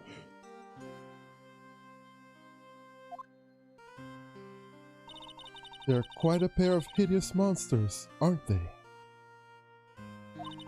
Even Celeste's death was something for them to use in their game. Yeah, that's fucking dog shit on Juan's part, especially. That night, when I found Juan's body, it was only natural that I thought the murderer was Matt. Those two were always spying on one another after all. As for me, I was frantically searching for Celeste's suicide note. I wanted to destroy it before it ever went public. I was going to burn it. I'd even brought a lighter.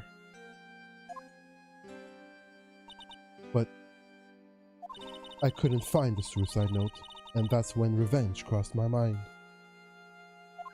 Yes, I was going to bring to them my own kind of cruel revenge.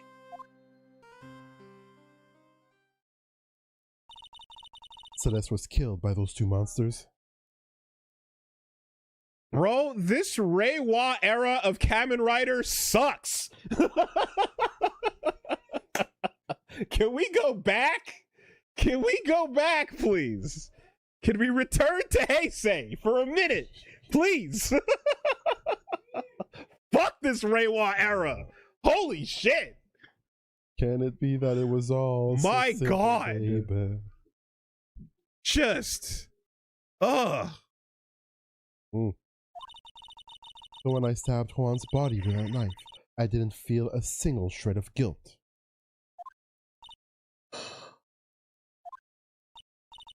And that's all I have to say. Well, Mr. Wright? Even knowing all this, are you still going to help that man? I'm a lawyer. I see. What a foul profession. Thank you very much for your time and for talking. It was no big deal. I couldn't sleep anyway. Can't sleep either. Not with Maya's situation. Or with what I know now. God, what a day. Damn. That was like a 12, 13-hour shift, man. That was wild. Yeah. And Pearls is fucking just hallucinating at this point, by the way. She's not being like ghost summoning, she's just seeing shit. Yeah. You're right. Getting the auras. The interesting thing I is that like you can infer here too that it's like, okay, you've seen Matt on guard, right? Juan sucks and is clearly a piece of shit as well. The idea that they had a normal relationship and they were happy and actually in love, as opposed to her just being used by Matt, you can go, he was probably not a complete sociopath, right? Or at the very least, it was a better situation. Maybe he was not as evil. Or in Matt's case? Here's what I'm saying. Matt on guard was using Celeste and he's evil. Yeah. And he discards her because that's how he is. Uh-huh. And he's clearly a sociopath underneath. Uh-huh. Okay. She leaves. Celeste goes to Juan and Celeste have a relationship. Uh-huh. She's happier than she ever was. Mm-hmm. So about to get married. Yes. So the thought process, all I'm saying is maybe he is not as crazy and evil and sociopathic. Maybe an individual. He didn't do anything wrong until that point. Right? Maybe he's just a shitty dude who's insecure and has this idea of what his wife needs to be. And then when that idea is shattered and his obsession with Matt comes into play, this is a lot of headcanon at this point, but to just line it all up, maybe he's the type of person that just falls apart and becomes garbage in that way, but is not the I am discarding you, you are meat level of evil that my Matt is, right? But he's just a piece of shit because of, one, what he does with the knowledge, and then two, the letter afterwards, and not even using that moment to come clean and to just be like, no, let me save it for saving it like some it's the Prestige or some shit. Yeah. So I hate that guy so much. I'm gonna fucking and the funny thing is that like they're definitely in real life Hollywood, you kind of have these things of like these stories come out, and there's always that like, hold on a minute, what's with the timing of this story, right? Why now? What's the thing? And like that does get questioned in that way. Oftentimes it's like, usually when there's like a rise or a catastrophic increase in visibility, where somebody has like to confront somebody, you kind of have these types of moments happen, or someone has something to lose. But it seems like it's just, I don't know that there would have been a Shin Juan to reveal in the same way that Matt has that reveal. Has been hiding because they had a quote unquote happy relationship. He just was a garbage dude and continued to be a garbage dude, but like all just a game. Yeah.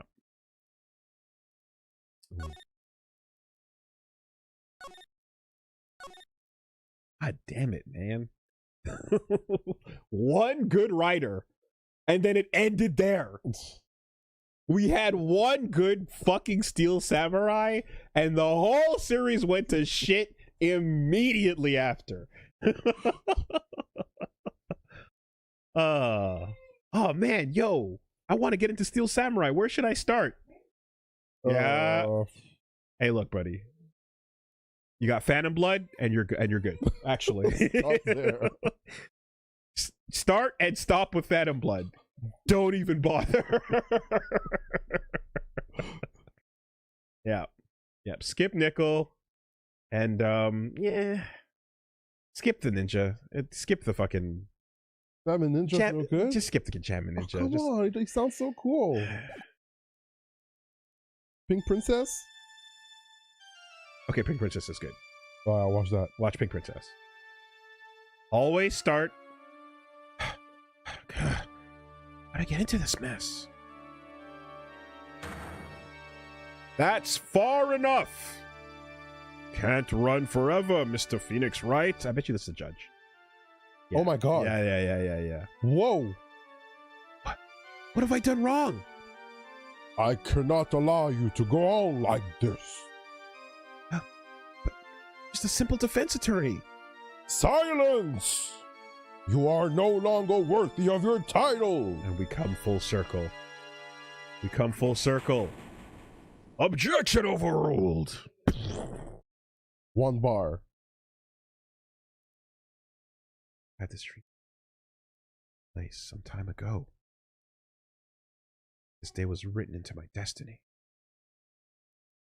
Day, and in court as a lawyer. Prove a killer innocent. Ho ho. Marvel versus Capcom 3.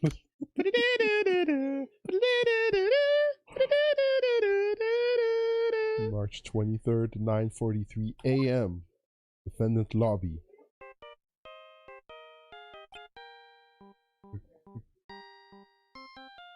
A good song. Oh. Hey.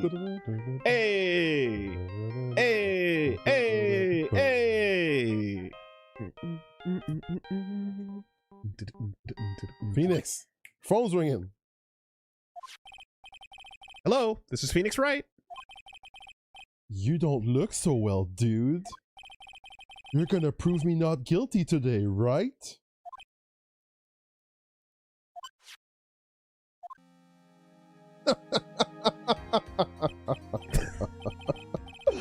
If you please, Mr. Lawyer. Remember, it's not just me. Your precious friend's life is riding on today's verdict, too. Now listen up. You'd better get on guard a guilty sentence, okay? If you get that creepy slime bag not guilty, I'll never forgive you. Ever! Phoenix. Mia! Maya! How's Maya? I don't know. Exactly. That's good. You don't know. That's good. You don't know. She hasn't tried to channel me since yesterday. Yeah. What am I supposed to do? Well, like I said, for a lawyer, the worst of times are when you have to force your biggest smiles. What? You can't give up. There's still some hope left. Stop it, please. There's nothing left. Not here. Not anywhere.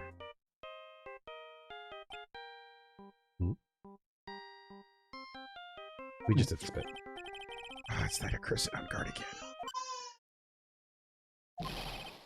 Will you leave me alone? Look, don't call me anymore. I mean it. You're really mean, pal. Oh. Gumshoe, I'm really, really sorry. Where are you? Wow, Phoenix. Hey, let me join the investigation team and we're chasing after the killer, pal. Did you have some sort of lead? Sorry, but right now, we got 0 leads on the guy. But we're not gonna give up. Gumshoe.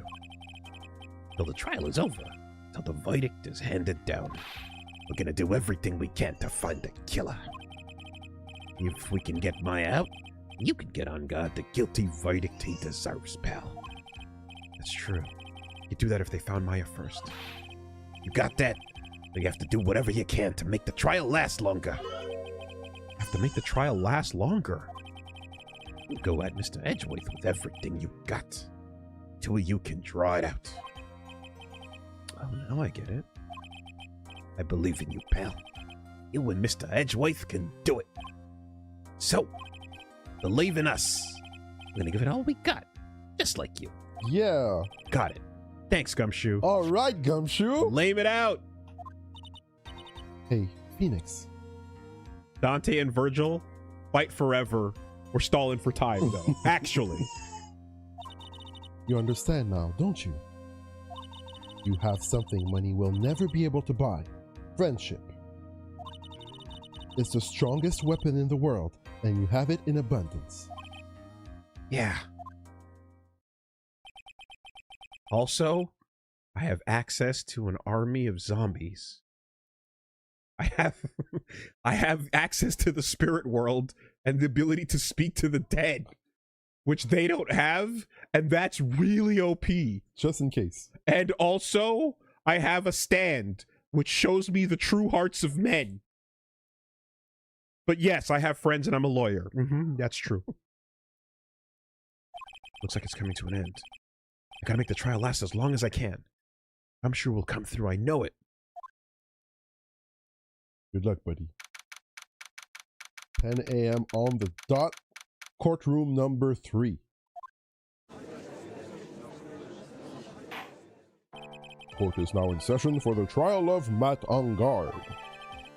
The defense is ready, Your Honor. The prosecution has been ready for a while, Your Honor. Now, as I recall, we concluded yesterday's session with a big mystery on our hands. The mystery being, what exactly was Miss Adrian Andrews' role in this murder? Oh my God, Your Honor, keep up. We're so far past this point. That is to say, is she really connected to the crime itself? Mr. Edgeworth, if you would please inform the court of today's proceedings. Adrian Andrews. She forged evidence that threw suspicion onto Mr. Engard, and then proceeded to escape the crime scene by wearing a nickel samurai costume. The guilt of these actions are those from which she cannot escape. But you're saying that she is guilty after all? I'm not finished, Your Honor. Miss Andrews has nothing to do with committing the actual murder. I would like to direct the court's attention to this card. What is that? It looks like a shell. This is the calling card of a certain assassin. Assassin, you say? Yes, Juan Corrida was killed by a professional assassin, and the person who hired the assassin, his client so to speak, is Matt Engard.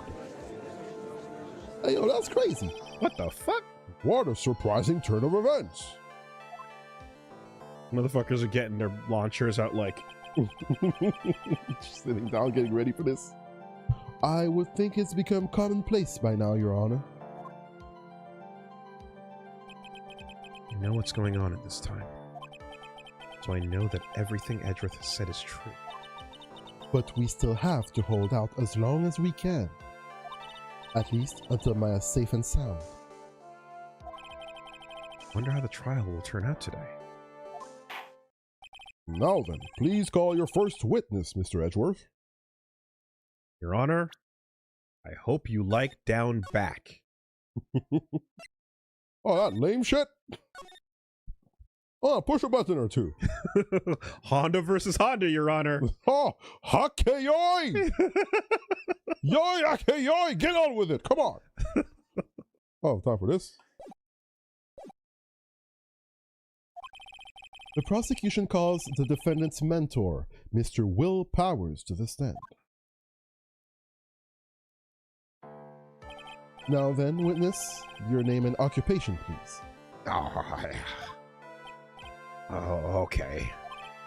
I'm, Will Powers. I'm a poor, underpaid action star. And what is your relation to the defendant? Well, I guess I'm sort of a lousy mentor to him in a way. Yeah. You're the only good writer! Mr. Powers, please. You don't need to put yourself down so much. Oh, sorry. Well, I guess I'm just kind of nothing sort of guy. On the night of the murder, you visited the defendant's room. Is this correct? Yeah. I didn't know that. Yeah, actually. But you know, I didn't actually get to see that when I went. All you need to do is answer what you're asked. Now then, I would like you to please testify about when you went to Mr. Engarde's room. Okay, sure. Witness testimony. To Matt's room.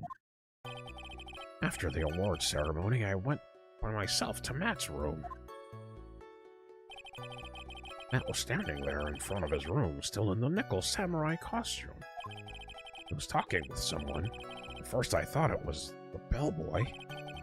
I watched the two of them a while, but then I gave up and went back. I had guests with me that night, and I couldn't make them wait for me. Nothing sounds out of place in Mr. Powers' testimony. Damn. This is There's a moment where Geordie LaForge is at a convention and he's waiting to get to talk to William Shatner, who's on stage. Okay. And someone is coming up to Geordie to talk to what am I talking? LeVar Burton to talk to William Shatner, and he's like kind of busy, so he can't speak to the person who's filming, but he's trying to get William Shatner's attention, and he just can't, and he just blows him off completely. And it's this thing of like someone's trying to get the attention of somebody. The attention of someone who's trying to get the attention of someone who is completely ignoring them. And it was just like, oh, the secondhand embarrassment is brutal. Because he's like, I'm Kirk. Who the fuck? I don't know what this... but, you know... That's not great. Yeah, no. But... And he was like, hey... And I'm getting that vibe of, like, Powers being like, hey... yeah. You know, we're from the same... That sucks for him. No? Yeah. No, that's horrible. He's like, oh, I'm a nobody. Don't mind me. I'm just No.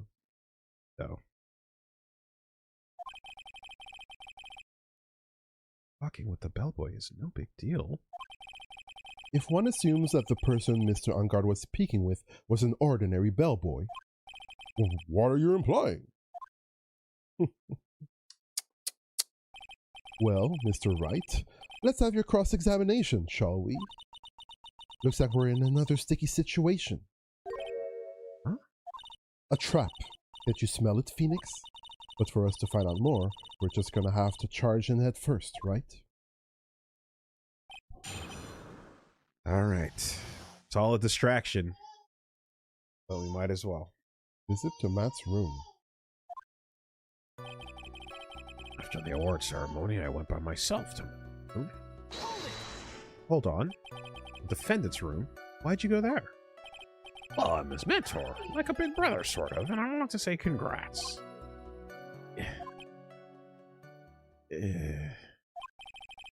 What's wrong? Why did you stop? Mr. Wright! What is it? You're gonna try to trick me into a corner, aren't you? Huh? I know I'm just a poor underpaid action star, but I'm not the killer! No one said you were, Mr. Power. No, please! Don't trick me! Poor guy. Poor guy. Every time you do your lawyer thing, the witness suddenly turns into the bad guy. Every time. Witness, I will personally talk to the defense at a later time. Please. The judge is like, No,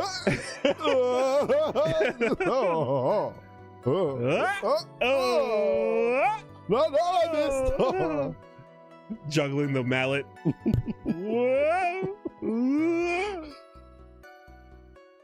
Doing fucking spin stick tricks with it, you know? So for now, please kindly cooperate and continue with your testimony. So sorry. So you went to the defense. Guilty! I'm just kidding. So you went to the defendant's room, and then...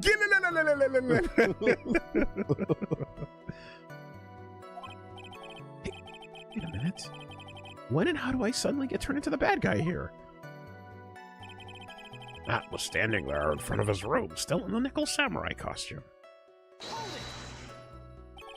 Are you sure that was Matt on guard? Yeah, I'm sure. He wasn't wearing the Nickel Samurai mask then. If that's the case, you really can't be mistaken. And what was the defendant doing standing in front of his own room? He was talking with someone. First, I thought it was the bellboy. First? What do you mean by that? He was in a bellboyish uniform and he had a bottle of juice on a tray. Sounds like an ordinary bellboy to me. Yeah, but I didn't think he was a normal bellboy. And why was that? Why did I think that, Mr. Wright? How am I supposed to know? Sorry. I can't remember right now. Sorry. Guess I'm gonna have to wait patiently on this one.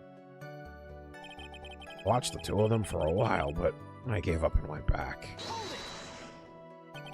You saw the two of them, the bellboy and the defendant, together, correct? Yeah, the bellboy just wanted to say congrats. Now, while you were watching the two of them, did you notice anything strange?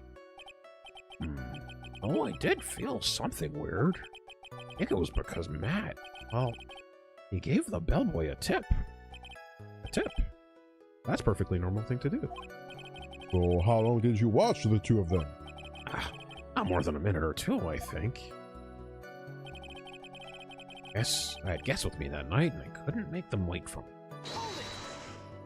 You? Who are these guests you're talking about? You had guests. You guys, of course. You, and Maya, and Little Pearl. Oh. What? Damn. Shit, dog. That hurts. That's crazy. I thought it would be really rude since I invited you guys if I disappeared on you. Went back to my seat pretty soon after seeing Matt in the hallway. It's like squeezing water from a stone. It's really pointless to press further. Do you remember this incident? Did Mr. Powers leave his seat that night? I don't remember that happening at all. Maya was making such a racket in her hyper state, I ended up focusing on her. I see. In any case, from his story, he probably wasn't gone for very long. Back to the start. Yeah. Mia, every once in a while, could you just, like, check in on Maya to, like, calm that shit down? When she's getting all frothy in the mouth, can you just, like, zip inside and just, like, just chill it out for a minute? All right.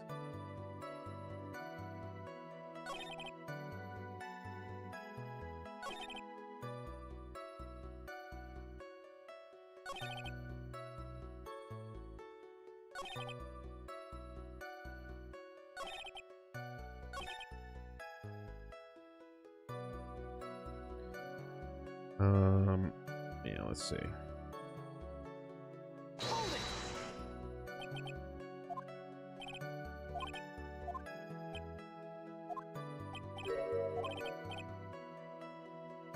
Actually, Mr. Powers, only a few minutes ago you stated...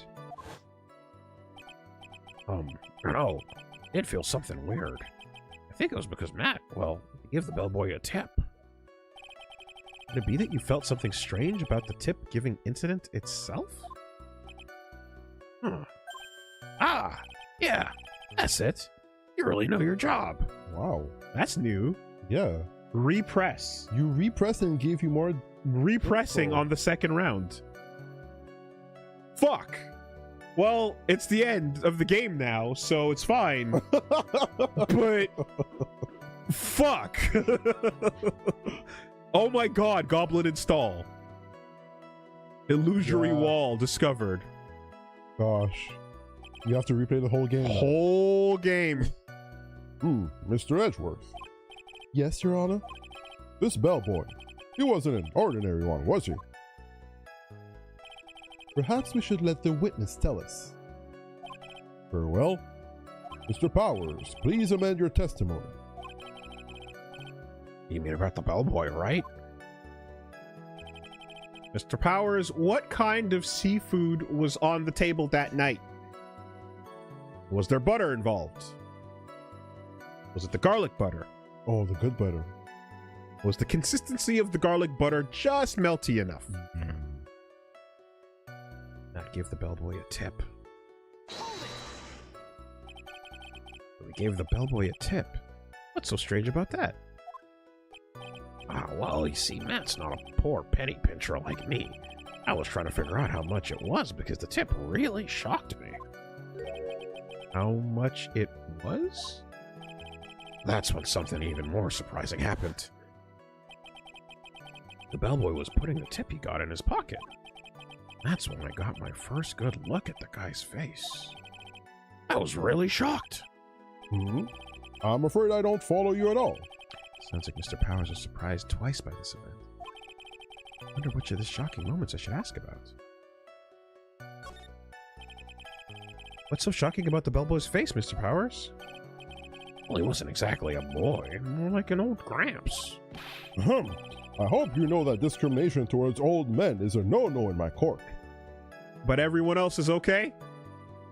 But of course. Which was there? No, that's not what I meant at all. Besides, I'm an old man, too. We seniors have to stick together. I'm getting my pension next year at 25. And the smack in the middle of the guy's face, there was a line of stitches. A line of stitches? Yeah.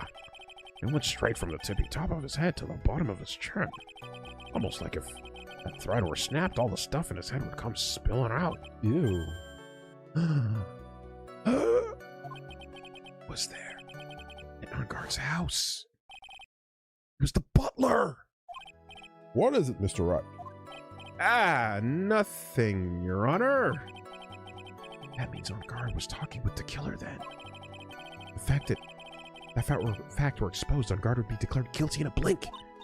Phoenix, you have to play dumb here. Pretend you don't know anything. Yes, Chief. You sure you don't have anything you would like to say, Mr. Wright? Huh? What did you just say, Your Honor? Nothing, Mr. Wright, nothing. We're just going around and around and in circles, just... It's like Big Top all over again. Now then, Mr. Powers, please continue with your testimony. Should we send in the clowns, Your Honor? God damn it. Pulls out the knife inside the gavel. Shink. Watched the two of them for a while, but then I gave up and went back. You saw the two of them, the bellboy and the defendant, stand together, correct? Yeah. The bellboy just wants to say congrats. Okay. All right. We got to do the second press, yeah.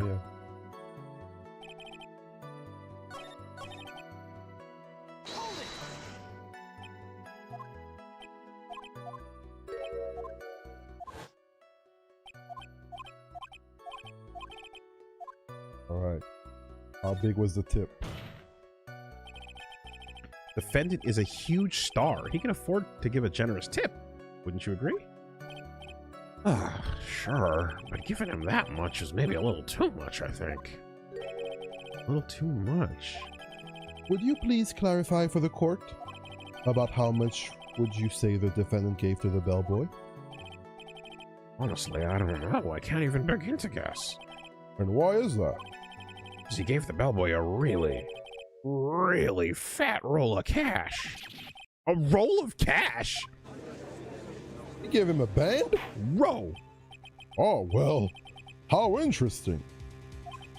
That certainly was a very generous tip, wasn't it? He broke a nigga off? Yo. Like that? Right there in the streets? Just like that. Oh, crazy. A very fat roll of cash that can hardly be called a tip, Your Honor. The judge is beginning to believe. beginning to look awfully suspicious of us. Oh? Oh, smelling something? Objection! The defendant is a superstar. That kind of tip is typical fare for people like him. Objection. Are you saying that all superstars are super spenders? Nice. Irish whip. High spot. If I could receive a large rolls of cash by simply bringing people things on trays, then why on earth would I stand around here prosecuting? Not a pawn, I don't even get paid, let alone rolls of cash for all my hard work. So supposing that roll of cash was not a tip, then what was it? Payment, Your Honor. Payment. Isn't it obvious? For the murder of Mr. Juan Corrida? Phoenix is implying that, like, he takes his payment after the fact, right? That it's not pro bono, it's deferred upon victory. Like a lot of lawyers are, I'm assuming. Right? I don't know how lawyers rob people. Yeah, I'm assuming it's, you know, if you don't win, we don't get paid. Which is But you still have to pay fees, right? there can be, depends on that type of stuff, but a lot of lawyers in America advertise, basically, we take a cut of your winnings. Okay, yeah. And that's our rate. Then the bellboy the witness saw. Yes, he was the assassin. Hold your horses now. Mr. Edgeworth, you don't have any proof of this, do you? Have I ever been unprepared to support my claims, Your Honor? I have here the card Shelley the Killer left at the scene of the crime. Shelley? The Killer? That's the stupidest name I've ever heard. He is the person the police special investigations team has been chasing for ages. I am certain that the person the witness saw was this very assassin, Shelley the Killer. Really? Oh, What's wrong, Mr. Powers? nothing. Something just clicked in my head, and I think I just figured something out. Oh? Actually, I saw that bellboy again later on that night. What? Uh-oh. Mr. Powers, please testify. Tell us what you saw. I guess so, right away. Oh, God, oh, jeez, oh, man, I'm screwed up. I did it. I'm guilty. Oh, God, I'm guilty. I did it. I don't remember doing it, but I did it. Oh, God. Oh, please. Don't get in my head, Phoenix. Oh!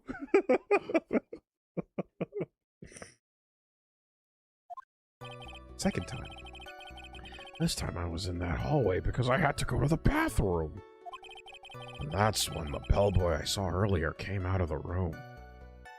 It was a really bad number 2, by the way. I was loading it up the whole night, and Oh my god. while I was talking to you guys, I really didn't let you know, but yeah, you know.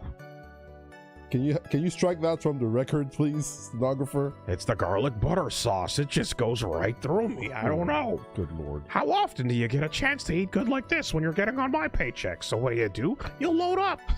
You load up. You get the scampi, you get the lobster rolls. That's a lot of butter. Oh, no regrets, Your Honor. No regrets.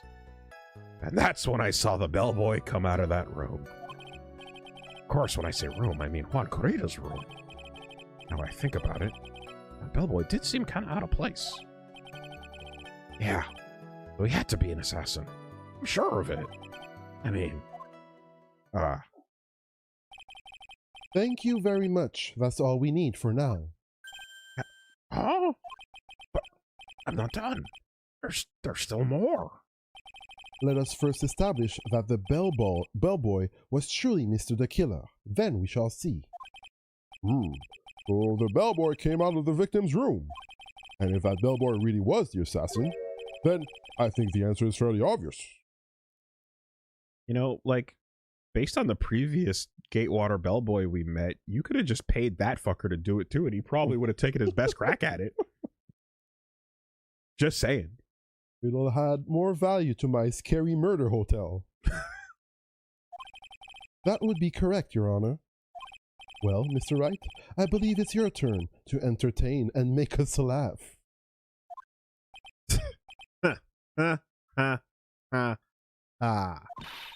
This is no laughing matter. Second time. Get your head into the game, Phoenix. And by that I mean do nothing. Oh! Dribble that ball.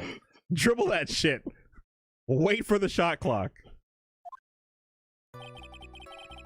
Time I was in that hallway because I had to go to the bathroom. Here we go. Hold it. What time was it? Well, I don't remember. I worked somewhere and it ended at 8 p.m., right? I went to Matt's room, and pretty soon after that, I came back. I went to the bathroom. Had to make a nest. They didn't have the seat covers. Checked them all out. Most of the stalls were dirty. Found a nice one. Made the nest. The nest was good, but then it used up the rest of the toilet paper. So then I was all out of toilet paper. And what do you do when you got no TP? A bad situation, am I right? That is correct. That has happened to me on a regular basis. So what do you do when you're looking at the cardboard on the roll? That's too stiff. That ain't gonna work. You're looking at your socks. It's a bad situation, Your Honor. So there I was, Skatewater Hotel, stall number 3, sitting on... The socks. Phoenix and Edgeworth are just like, uh-huh. Yes. And all stank was the dookie. Oh, Your Honor. Seafood, the cheddar biscuits, the full entree cart. Those shits that work you so bad, you need to take your shirt off. I was sweating in there. Oh. Guess maybe it was around 8:10 by that time. I don't know, my legs fell asleep, Your Honor. Oh, that's the worst. That's the worst. Then you stand up for the wipe, but then you can't support yourself because the legs are asleep. So you do an emergency punch. Try to wiggle your toes. Get the blood going. Get the blood going, God damn it. Standing there shaking in the stall. Scarier than facing down the magistrate. 8:10 p.m. by that time. You're not one for details, are you, Mr. Powers? Sorry. Thought I could maybe catch Matt and say my congrats. That's when the bellboy I saw earlier came out of the room.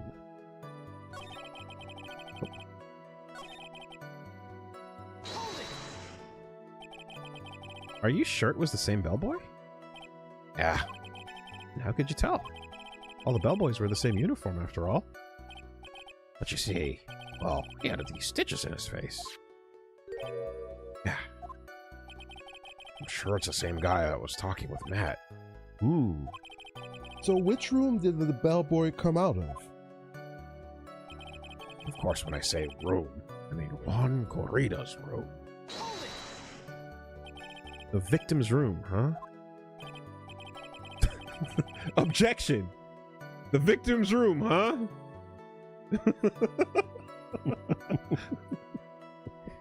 Yeah! Nothing more to add, Mr. Wright? Damn! That shit's crazy, am I right, Your Honor?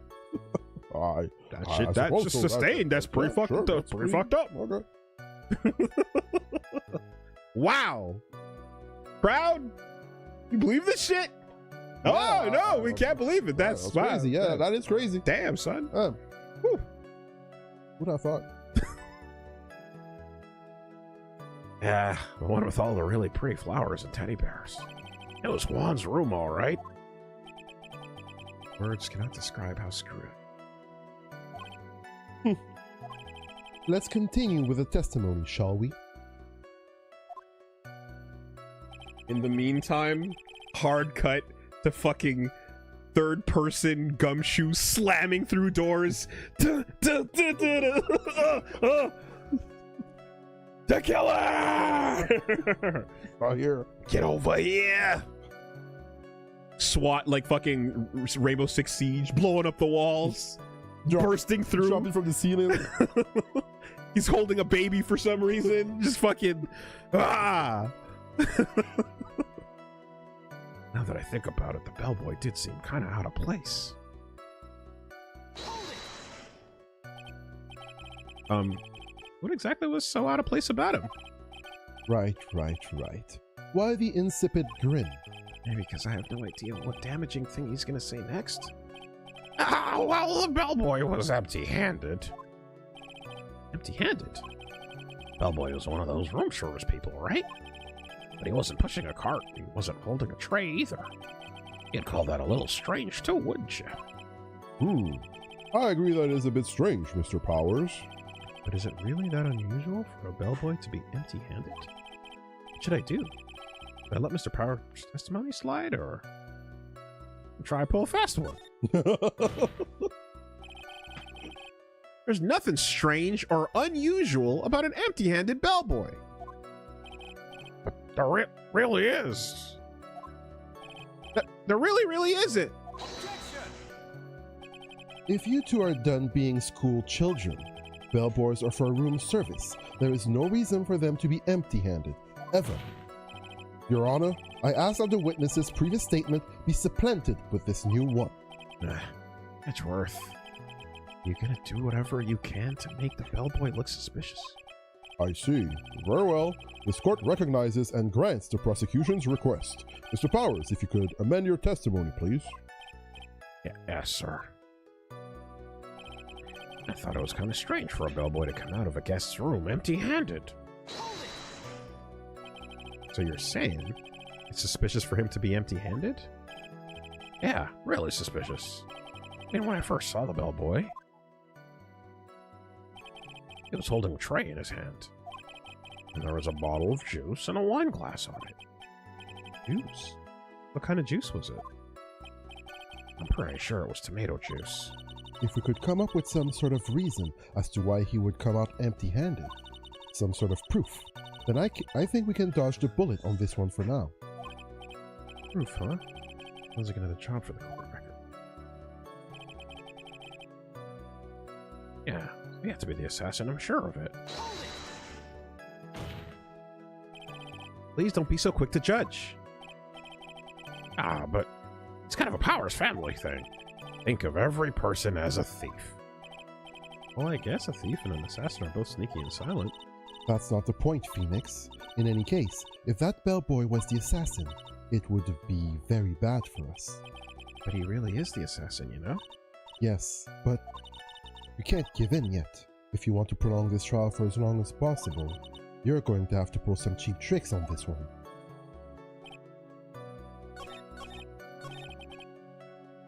Oh.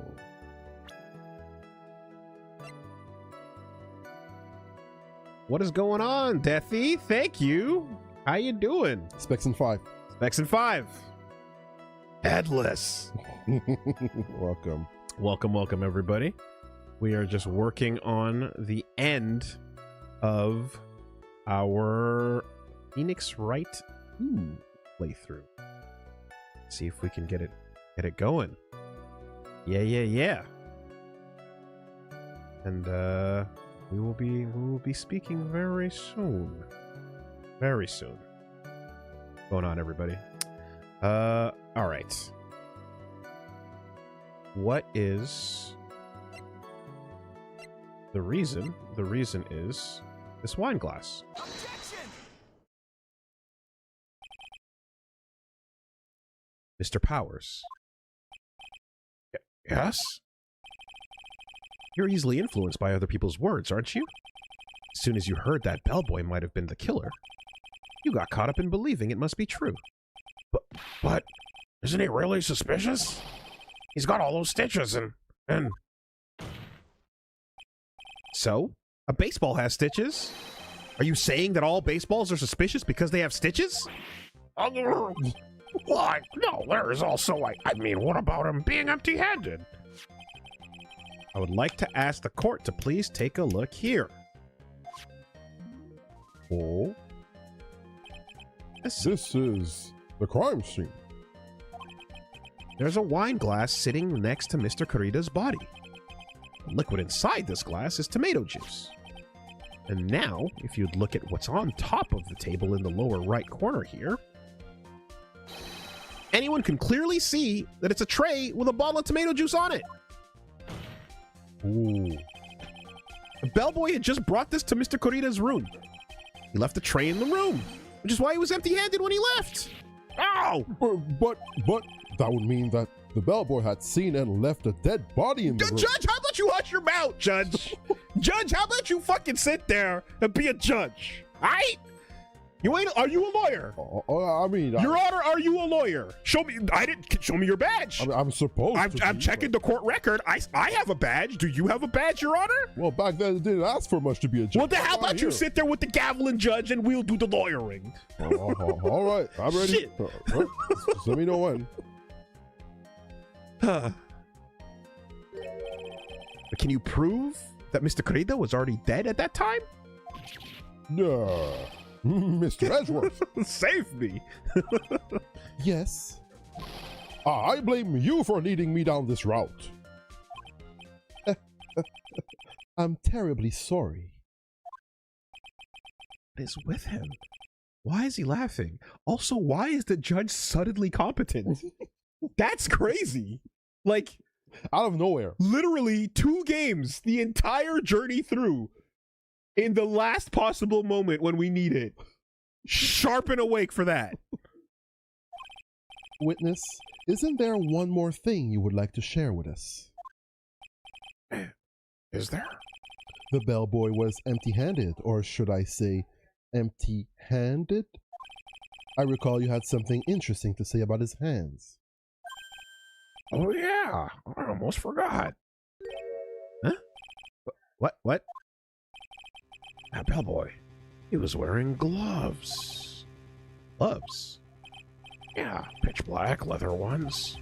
All the other bellboys don't wear gloves like that, right? Black leather gloves. Why didn't you mention the eyes of Turners earlier? If the glove don't fit? You must have quit. Damn it. Shit. I've saved like 2 days of nonsense. I mean, we could have had this wrapped up in 5 minutes. Already done this before. Just a simple rhyme and that's it. Whoa. Case closed. Sorry, it slipped my mind. Boy, does this make the bellboy sound really suspicious. Okay, gotta focus. Can't get lax here. So what if he had gloves? A lot of bellboys have gloves. A lot of bellboys wear gloves. Ugh. Come on, Mr. Wright. That bellboy was wearing black leather ones. So? A football's made of leather? You saying all footballs are suspicious because they made leather? Mr. Wright, please refrain from making sports analogies all the time. For that man, he received a large roll of cash from the defendant. A stack, the streets say. A fat stack. 20 bands. I believe, stenographer, what did you say earlier? He broke a nigga off? Yes, that is correct, Your Honor. He broke a nigga off. Oh. I have it right here. Though. Okay, well, just there you go. 10:27 a.m. on the dot, sir. I have the timestamp. And then he was seen leaving the crime scene wearing black leather gloves. I don't think that even someone like myself can believe he was just another bellboy. It seems that we have finally come to an understanding. Now then, witness, please continue with the rest of your testimony. The rest. Oh yes, please tell us more. Okay. Yo, there's a part 3 to this thing? Are you serious? Willpower is time to shine. Willpower is time to shine. Everybody listening. Willpower is time to shine. Their second meeting. After leaving Juan's room, the bellboy went and knocked on Matt's door. Just like that. Now he's really selling it. Yep. The crowd's like leaning in, you know? Wow. He gave something to the person inside the room. And the old guy just left without even going into the room. After that, I went to the bathroom and then back to my seat. There was a passage of time between the two. We talked about it earlier. It was a whole thing. Yeah, it's Stinky Dookie, right? It was right. bad. It was bad. Real bad. Real bad. Your Honor. Oh, so the bellboy, after leaving the crime scene, next went to the defendant's room. Your Honor, it was Mudbutt. Oh, that's really bad. Even a diaper won't save you on that one. My depends one time Mudbutt, it just went right through. Leaking all over to my ankles. I had to throw her in my pants. Just hit the gavel. I declare this case over due to Mudbutt. Yeah, I kind of saw that by accident. Some accident? I'd say you saw too much. All of it was suspicious to high heaven. Ooh. I think it's safe to say that we can no longer consider this bellboy to be normal. Now then, let's get started, shall we? Mr. Wright, your cross-examination, please. Oh, wait, I forgot, Your Honor, one more thing. After he exited the room, the bellboy leaned back and did a big Iori Yagami laugh. He kind of looked like he was in the Riot of Blood mode, you know, that kind of thing. It was pretty impressive. I guess I kind of forgot to mention that until now, but Oh, no point in amending your statement. could It's have been fine. a normal It's fine. bellboy. Yeah, it's just fine. He was licking his knife and everything. Yes, Your Honor. Cross-examination. Their second meeting. Leaving Juan's room, the bellboy went and knocked on Matt's door, just like that. Hold it. Is that what you saw when you were busy spying? Excuse me. I may be poor, underpaid action star, but even I wouldn't stoop to spying. Well, I think the point is, where did you watch all this from, Mr. Powers? Oh, from the door of the bathroom with my left eye in a sort of sneaky spy-like. I knew he was spying. Please, does it really matter if he was doing it over or underhandedly? He was keeping his eyes on that band is what he was doing. What did the bellboy do next? That's all I care to know. I said hold it. Yes? Okay. That's better. What kind of statement is that? Please elaborate and give us a few more details. Okay. I should probably ask him only one question at a time. Oh, 3 branches. So who took this something the bellboy handed off? Actually, I don't know. What do you mean? What do you mean? I'm sorry, but I only saw the person's arm. Only an arm. And you're saying you didn't see the person's face? Yeah. Well, it was Mr. Engard's room, correct? Or it could have only been Mr. Engard himself, I'd say. And then, what did the bellboy do after that? Oh, so after he gave the person inside the room the thing, and the old guy just left without even going into the room. Hold on. Where did this bellboy go after he left Mr. Engard's room? And he opened the door to Viola Hall. Went in there, and who knows after that, right? I do. After that, I went to the ballroom, back to my seat. Did you see anything strange, suspicious, or just out of the ordinary at that time? Oh yeah, I saw that one thing. What? Is that something else? There was this jittery alien with a ray gun. God damn it. Oh, good lord, old bag. It was watching Juan's door like some sort of stalker. I think we can forget about the alien. Mr. Power's testimony just now was as vague as his first. It's a little troublesome, isn't it? But I'm sure if you press him enough, everything will become clearer. Although, that just makes it harder on us, doesn't it? Talk about a lose-lose situation. Alright. What about that triple branch? That was third, right? Second. Second.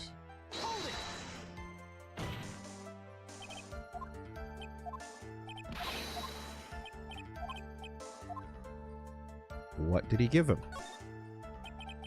He gave something to this person? Yeah, And what was this something? If I remembered what it was, I wouldn't be calling it a something, would I? But this implies that something was removed from the scene of the crime. Are you sure you really can't remember, Mr. Powers? Your Honor, I really don't appreciate your sudden fucking alertness and ability to put together a fact or an inference. I'm not appreciating it. To be fair, I'm surprised that I know where I am in this very particular moment. Did they shoot you up with the good shit this morning, Your Honor? I think it was something kind of small. I would like to summarize the testimony up to this point, if you don't mind. When the bellboy left the crime scene, he immediately went to the defendant's room. There, he handed a small item of some sort to the person inside. As for the person who received the item, all you could see was the person's arm. Yes, it's just like that. Mr. Edgeworth, is all this really that important? Of course, Your Honor. I think this is of the utmost importance. This is when whatever was removed from the crime scene was handed over to the client. Mr. Powers, please try to remember what it was that the bellboy handed off. Cut back to Gumshoe hanging off the rope of a helicopter with a fucking machine gun.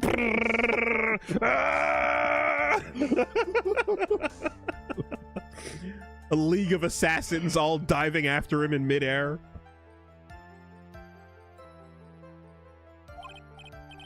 Well, let's see. I think it was. No. If you remember, please add it to your testimony. Yes, sir. If I saw it again, I could say for sure, but I think it was some sort of wooden statue. What? That's not what I was expecting at all. I was expecting an envelope. A statue?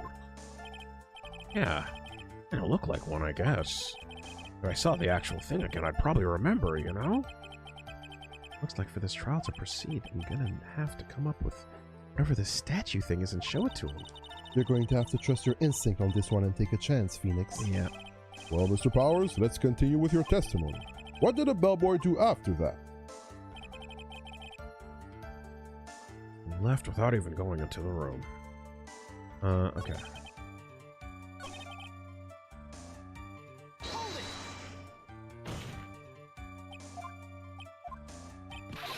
Triple press. Oh, wait. Third was actually nothing. I don't think I can find out much more from Mr. Powers. I should move on to an entirely different topic. What did the bellboy do after that? Okay. Wooden statue.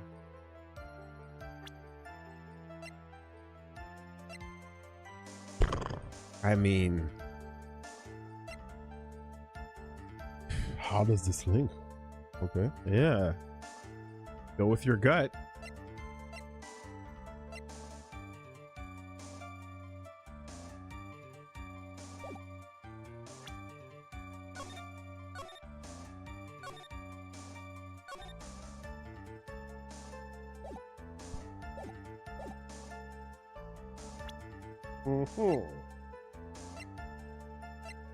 Objection!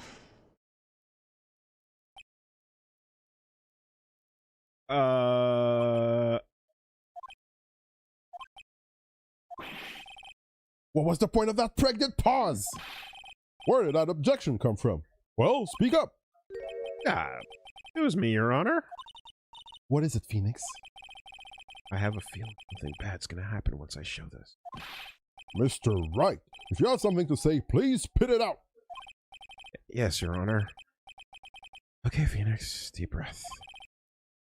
Mr. Powers, the something you saw, was it this item? Oh, hey, that's it. That's the something. Wow, Mr. Wright, you really figured it out. I recall we found this at Matt Ungard's mansion. At the defendant's house? What does this mean? It's simple, Your Honor. Shelly the killer assassinated Juan Corrida in this room. And then he stole this wooden bear from the scene of the crime. Edgeworth ain't stalling. He's just playing. And he's relying on you to block. Nick, I'm gonna run Zero May Cry. Mm-hmm. Block this shit. For everyone's sake. When does it end? When does the mix end? That's the fun part, Phoenix. It doesn't. Oh my god. But what is a defense attorney? Do your job. Block this whack ass mix up. It wasn't whack. It was whack. It was the realest shit ever. Morrigan. Edgeworth ain't fucking stalling, bro. Then the bear being found at Mr. Angard's mansion would mean... It goes without saying, Your Honor. Mr. Matt Angard is the killer's client. Hey, yo, what? Who? Order! Order! Or I said order! Mr. Wright, this is a most unfortunate turn of events for you. Yeah. Sorry, Mia. No, it's all right. Your judgment was sound. Actually, I figured the bear would come up. If not now, then it would have later on. Even if you hadn't shown it to the court, I'm sure your friend Edgeworth would have. There's something weird about this game versus the first game in that if we picked that bear up, we would have like had an investigate the item button. Or there would have been a look, you know what I mean? I feel like for some of them, yeah. there were objects that involved, you know, whether it's the broken pot or the other things, or you're like, okay, hold on, don't just pick the thing up and wait for court. Look at it, you know, investigate. No, not just, I don't mean the 3D rotating DS stuff. I'm thinking about cases 1 to 4 where there was also looking at objects and like seeing other aspects of them. I feel like that popped up a couple times with an examine button. I almost forgot he knew about it too. I think it is clear that there is no need for us to continue this trial. I can't let this happen. We have to do something. Gotta be something we overlooked. Your Honor, a minute, please. Oh, yes, Mr. Wright. Ah, Mom! He's got that sushi halfway in his mouth. Ah! The fatty roll, Mr. Wright. There are still a few points left that we've not fully explored. What are you trying to pull? Oh, well, we can't have that. All right, Mr. Wright, what questionable point would you like to further explore? All of it. Damn, do you want to save? Yeah, this is deep into the press, into the objection now. Okay, we have a branch now. But is it a branch? Because this is off of the objection. Right, it's definitely like, yeah. It might be. I think it's a choose one. Let's see. The person who received the bear itself. But all of that is valid. I think it's fairly obvious that the bear itself is very questionable. The bear, Mr. Wright. This was found at Mr. Angard's mansion. However, Mr. Angard was arrested at the hotel that night. Which means that since the murder occurred, he has not had a chance to go home. Oh. I think Your Honor has already figured out what I'm trying to say. It's not possible that Mr. Angard was the one who took this bear to his mansion. Why, that's very true. We didn't consider that point, Mr. Wright. There was no way, time-wise, for the defendant to have taken this bear home. Disaster avert. You haven't gotten the best of me yet, Mr. Wright. I remember it clear as day. I remember what you muttered to yourself at Angard's mansion. We have this area completely surrounded. There is no way for him to escape. Can't believe it. That butler. All this time he was the killer. The killer and On Guard were working together, so to speak. And the killer was hiding at On Guard Mansion as its butler. What a bold move! The bear figurine was brought back to Mr. On Guard Mansion by the killer himself. When it looked like he was about to be arrested, On Guard had him do so. And that's the arm you saw. I assume because it would have been bad had the police found it during the investigation. Where are the stitches? They were missing in that, or the angle was off. Well, Mr. Wright, you've been quiet for a while now. So you're saying it wasn't the cat that brought it back? The very next day? It's too much. Or anything I can attack at all? I gotta try. I have to find something else. What will you do now, Mr. Wright? Do you plan to... I plan to expose a clearly shaky place in Mr. Power's testimony. Oh, what? There's still another one. There is indeed, Your Honor, and it's quite a questionable point. What are you trying to pull? Oh, well, we can't have that. All right, Mr. Wright, what questionable point would you like to explore further? Person who received the bear. There's one thing in Mr. Power's testimony that was very unclear. That's the identity of the person who received the bear. He gave something to the person inside the room. Sorry, but I only saw the person's arm. As long as we don't know who it was that took the bear, we can't be sure of... Ah! Huh? Huh? Hmm?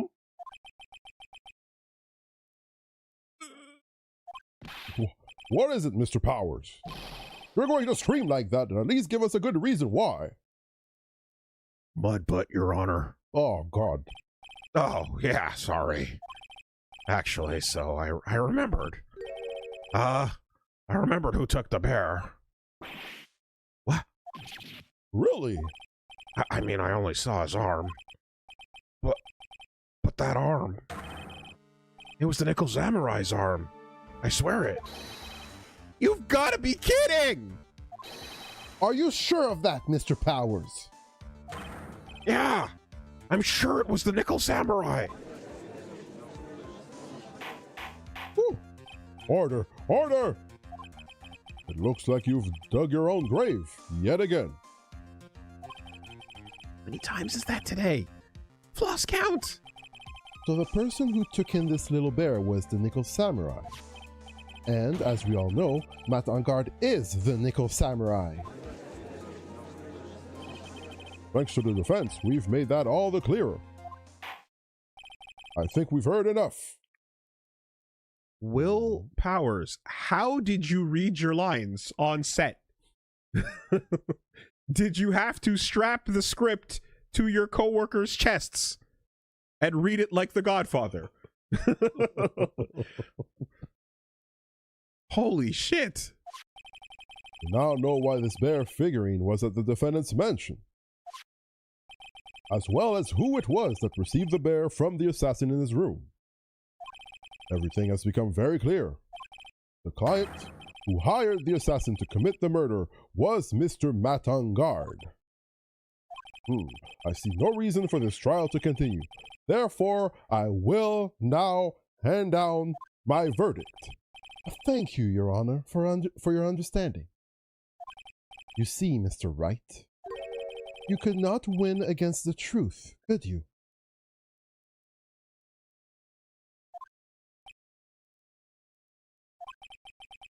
I knew it was true. After all, what I just stated is the truth. Any last objections, Mr. Wright? Do I? What I do?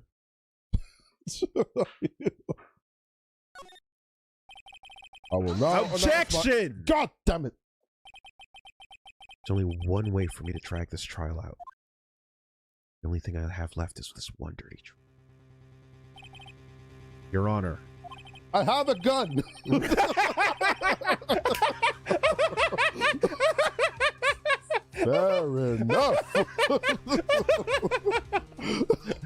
Your Honor, it's loaded. This case will continue after I go change my diapers right now.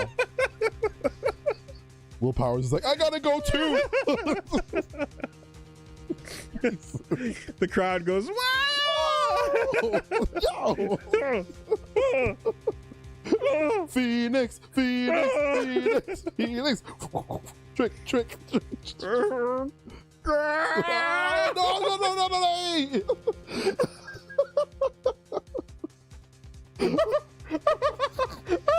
Phoenix, no.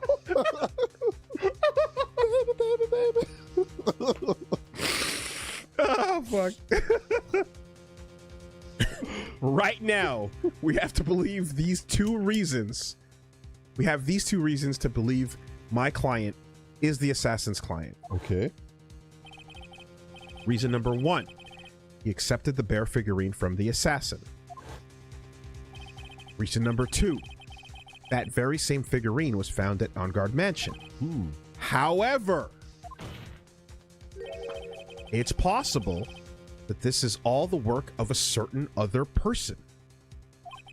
What are you saying? What if there was a second shooter? Oh, boy. Well, that's exciting. What I'm saying is, it's possible a different person is the killer's real client. Huh? The real client? Yes. Is this all you have? Now then, Mr. Wright, let's hear your theory. Who do you say is the killer's real client, and therefore the real murderer?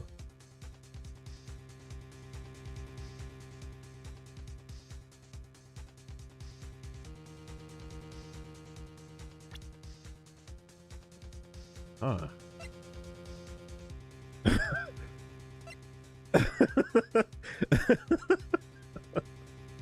No, Woolie. I mean, come on! What is the name of this video game? Reggie. Phoenix Wright, case attorney, justice. Justice for all! Justice. If there's any justice in this world, you're telling me we wouldn't throw Old Bag the fuck under that bus? Yeah, she could get clipped by some charges for sure. Bro, Yes. find some shit.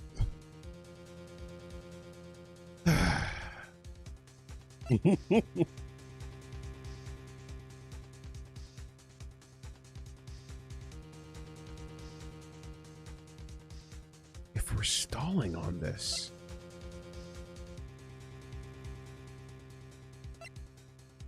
How much stalling is necessary? well, but also like you're throwing some wild shit out there, but like this is crazy. How crazy do you want to get? I mean, do you blame the dead? You say it was he himself? This could go a couple different ways, actually. Who's his client in there for the real murder? Do we just blame it on Andrews again?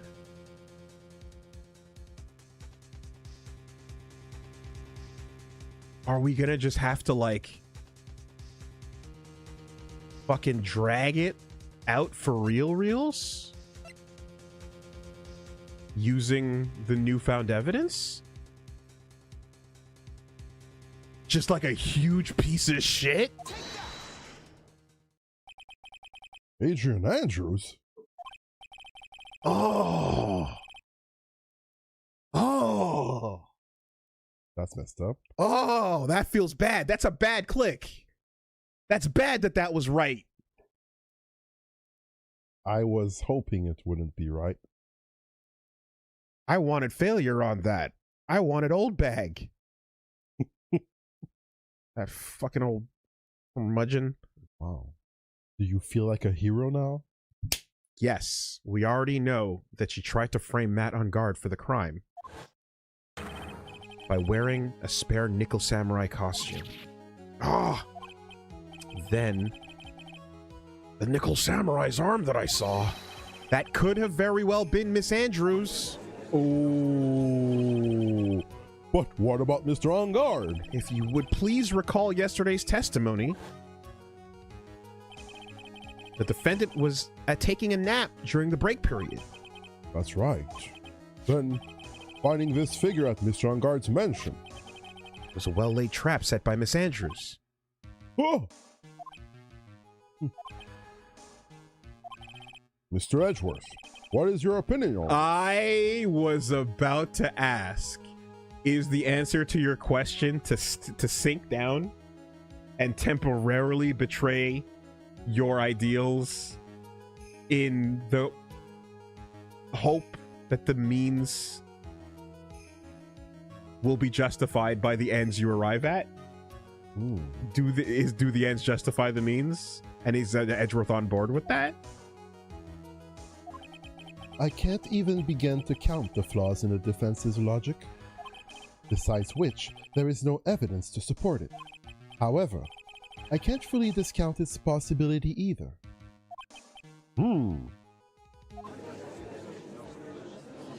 What is with this trial? Come on, anyone can tell Engard did it. I can't believe this defense will go so far as to pin the guilt on someone else. Yeah, unbelievable. It's not something petty, it's murder of all things. This is to save Maya. This is to save Maya. This is to save Maya. This is to save Maya. Even if the whole world turns against me, this was one fight I can't give up on. Order! Order! Order! All disruptive parties will be forced to leave the courtroom. Your Honor, for the benefit of the defense, I'm willing to play along with his what-if game. His what-if game, Mr. Edgeworth. The prosecution is prepared to challenge the defense's theory. Mr. Wright, even you must have thought it strange and wondered. Why would the criminal want this little wooden bear? He's right. The killer did specially bring that bear to On Guard right away. Why do you ask? Is there something special about it? Absolutely. And I'm sure that once the court knows its significance, the true killer's identity will become crystal clear. Your Honor, the prosecution calls upon a witness who will clear all doubts against Miss Andrews. And who would that be? It's quite simple, Your Honor. Miss Adrian Andrews herself. Oh, we bring it back? I see. All right, fuck out of here, Powers. Thank you. Oh, but I had more stories to tell. I could tell you about the time at... Bye! Well then, the court will take a short 10-minute recess. The prosecution will prepare its witness in that time. If anyone likes a photo, I'm doing Steel Samurai photos in the lobby. Yes, Your Honor. Why is the lobby so empty? What's going on? There's literally nobody here anyway. Superstar Virgil.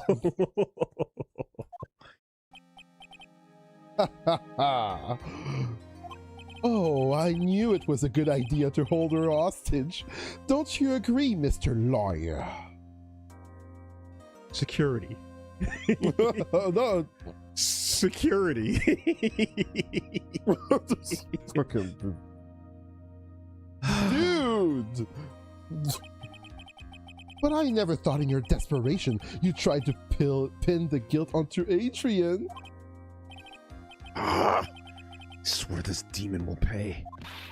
Mr. Nick! Oh, she's back. Pearls, where's Mia? I don't know. A really strong power suddenly called her away. Oh, shit. Yo. Oh, Yeah, shit. yeah. Hard cut to fucking QTE battle. Maya and Maya and fucking Gumshoe back to back, just taking on all challengers. Oh, Gumshoe's fighting off the actual soldiers. Maya's fighting off the ghosts. A necromancer has appeared amongst the killer's armies, and Mia needs to show up now to help with the spiritual battle. A battle on both realms, Reggie. Oh, it's rough everywhere, man. The battle for everyone's souls is taking place just outside this courtroom. Really strong power.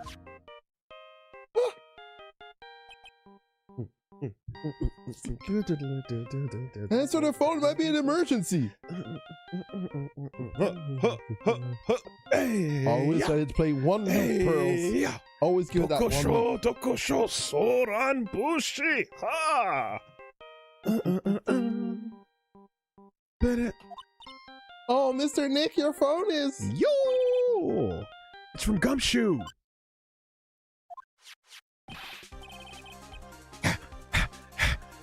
How's it going? You been hanging in there, pal? Yeah, sort of. We just barely found something to latch onto. Whew. That's good, pal. What about you? Anything yet? Have you figured out where the killer and Maya are?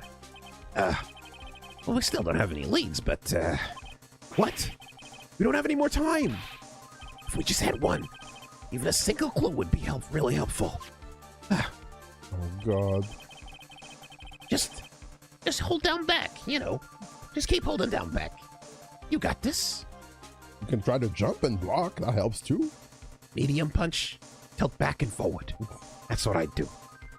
Just think like Mike Ross. Gumshoe, you're a Mike Ross fan? Oh, yeah. He's right. Remember Focus? At one time, he got top 4. I was only able to come this far because I kept thinking to myself, I've got to keep the trial going until Maya's been rescued. I've just run out of luck this time. Is all of our hope for naught? A tent. Huh? A tent? I could see a circus tent. Mia! It looks like Maya was unconscious until just a few minutes ago. Not a circus tent. As soon as she woke up, she The called for me. worms! The worms! Oh my God. The worms are back! Not a circus tent, please! Anything! Anything but a big top. Did it have a big top? Mia, please tell me it didn't have a big top. So it was Maya that called you away. She's locked in a dusty little room right now. But I could see a circus tent outside the window, about 300 feet away. Mia, say less. Gumshoe, kill everybody. You got it, boss.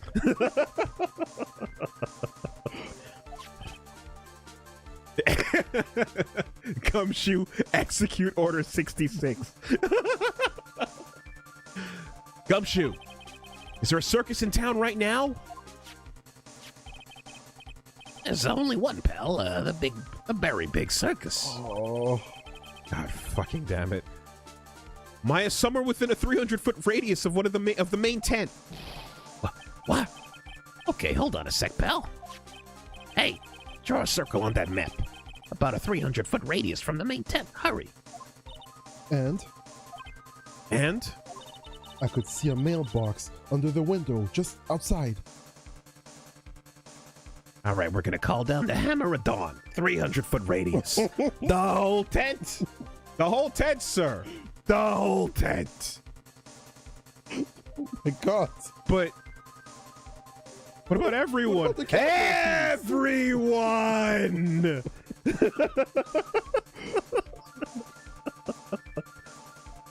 It's the only way to be sure. Just do what the man said.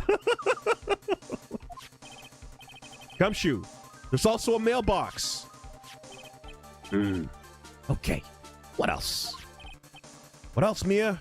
Surprised face. I'm sorry, but it was a very small window. I couldn't see anything else. It felt like I was in an old office building. Maybe the 3rd floor or so? I heard her. The old office building. Good stuff, pal. Okay, just hang in there. Just a little longer, pal. Wish us luck, huh? Good luck. I'll call you later. Don't let your battery die, okay, pal? Mia, Maya's not hurt, right? She's in a pretty bad state, Phoenix. She's being starved. Oh, shit. Shoo. Please hurry. Looks like we're out of time. Are you alright, Phoenix? Only a matter of time before Maya's rescued. I can do this. Just have to make the trial last a little longer. She hasn't had a burger in 10 hours. Long ass time. That's death. Yeah, man. But we're now reconvened. The killer, the man who murdered the victim, handed this to his client. From this, one obvious question arises. Why this particular item?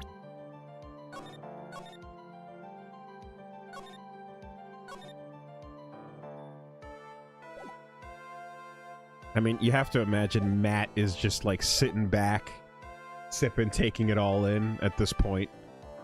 But, like, is it just... is it just like brandy glass into pocket dimension in the jacket? I do hope he gets back on the stand. Yeah. 'Cause you gotta have that pixel, you know? Wait, was Matt on the stand? Yeah. I don't remember what happened with him on the stand.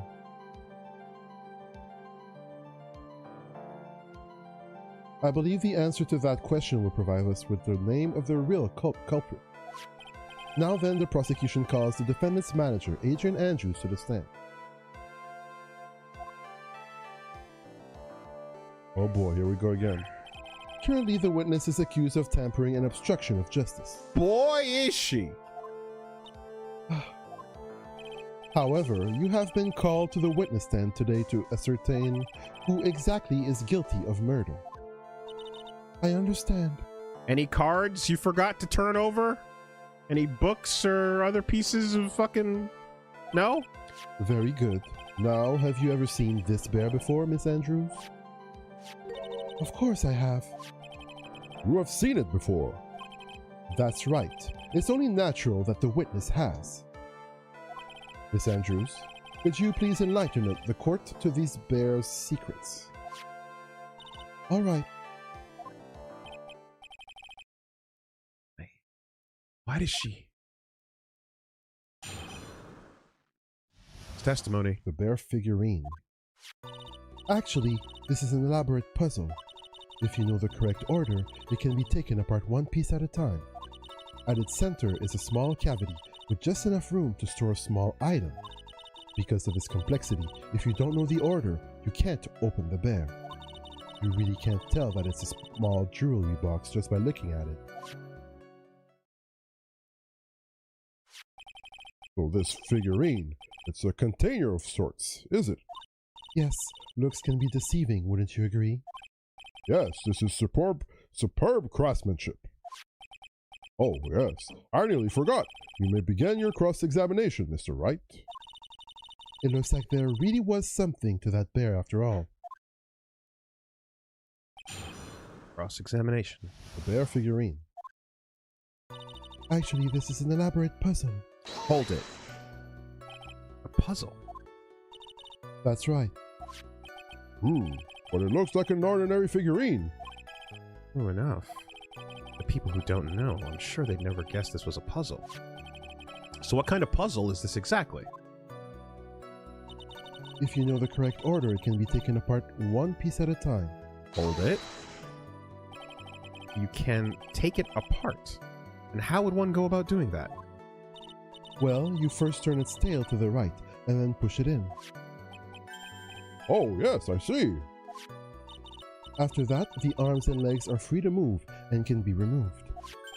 Oh, this is most interesting. Tongue sticking out of his mouth. Boy and his new toy. Like he's 5 all over again. Yeah. Oh, flip it. Oh, look at that. That's pretty interesting. Turn this. Oh, don't mind me. Go ahead and carry on. Oh, yeah. Twist this thing here. Yep. And then you summon Pinhead. I think he's lost it. So what do you find after you take the puzzle apart? At its center is a small cavity with just enough room to store a small item. And how do you know about this? I know because I was the one who bought it. Huh? It was a souvenir from when a friend and I went to Switzerland. Then this was a present from you. That's right. It was a puzzle in the shape of a bear, so I thought it would be perfect for Juan. It's a present from Miss Andrews. Witness, let's continue with your testimony. Because of its complexity, if you don't know the order, you can't open the bear. Hold it. So who exactly knew how to solve this puzzle?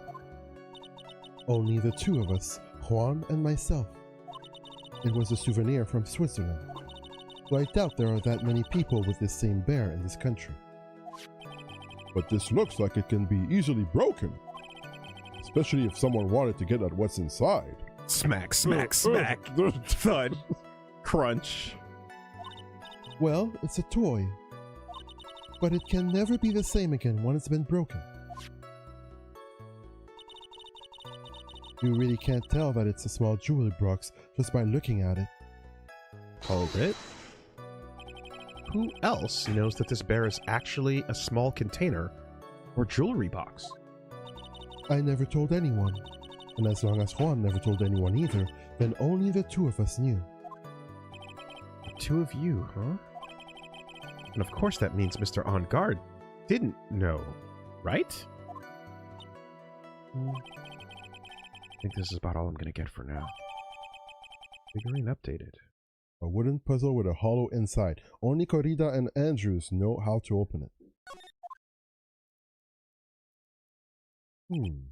Well, Mr. Wright, I think even you have come to realize that there is one very important fact we have uncovered, and that is this. This bear is actually a jewelry box. Now that we have agreed to this point, there is only one logical question that can come next, and that is this. What is inside this box? What's inside? That's right. That's what we are going to find out next. Witness. Yes? You are the only one who can open this. Please.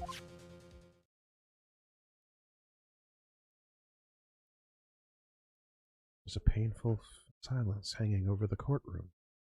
All eyes are on Miss Andrews now as she solves the puzzle, takes the bear apart. I've opened it. Is this what you wanted? Well, what is that? It looks like a note.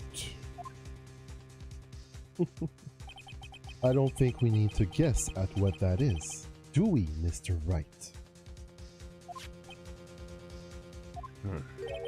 It's the suicide note. The suicide note? The suicide note left by Juan Corrida's former manager, Celeste Impax. Until now, no one knew of its whereabouts, but just as we suspected, it was hidden. Hidden by the victim, Juan Corrida himself.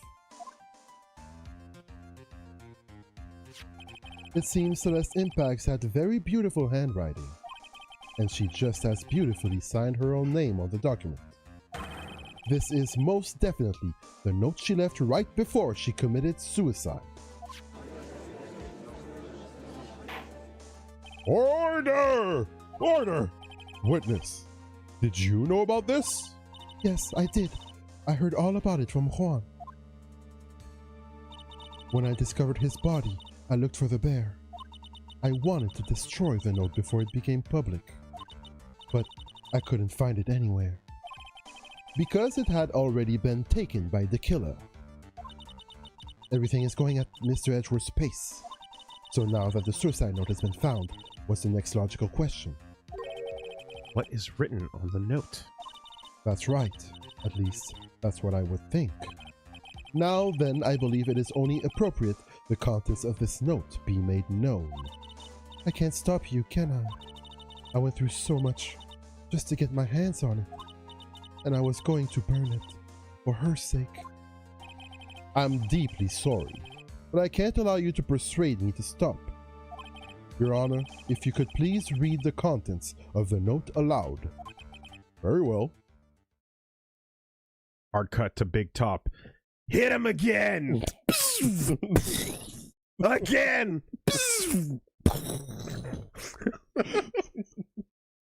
The crater is smoldering.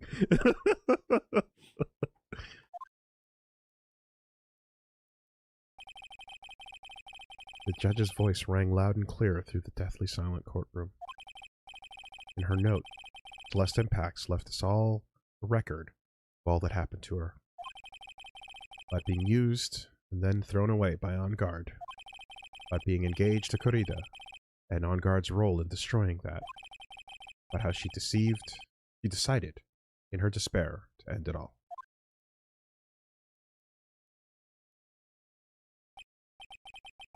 And that's all Miss Impacts had to say. There is one thing I would like to say here. The prosecution has no interest in slandering Mr. Ungard. Then what? Our intention, Your Honor, is to establish a motive for murder. Isn't that correct, witness? Yes. On the night of the murder, Juan was going to make the contents of the note public. After the post-ceremony show, he was going to hold a press conference. My word! Matt Ungard values above all else his refreshing like a spring breeze image, which is why he had to stop this note from being made public. At any cost. You know, that's the funny thing about really embarrassing and incriminating notes being made public is you'd think the outrage would cause things to happen, but sometimes, be it a note or a birthday card or whatever, that shit just comes out and then life goes on. Kind of weird if you think about it. You'd think.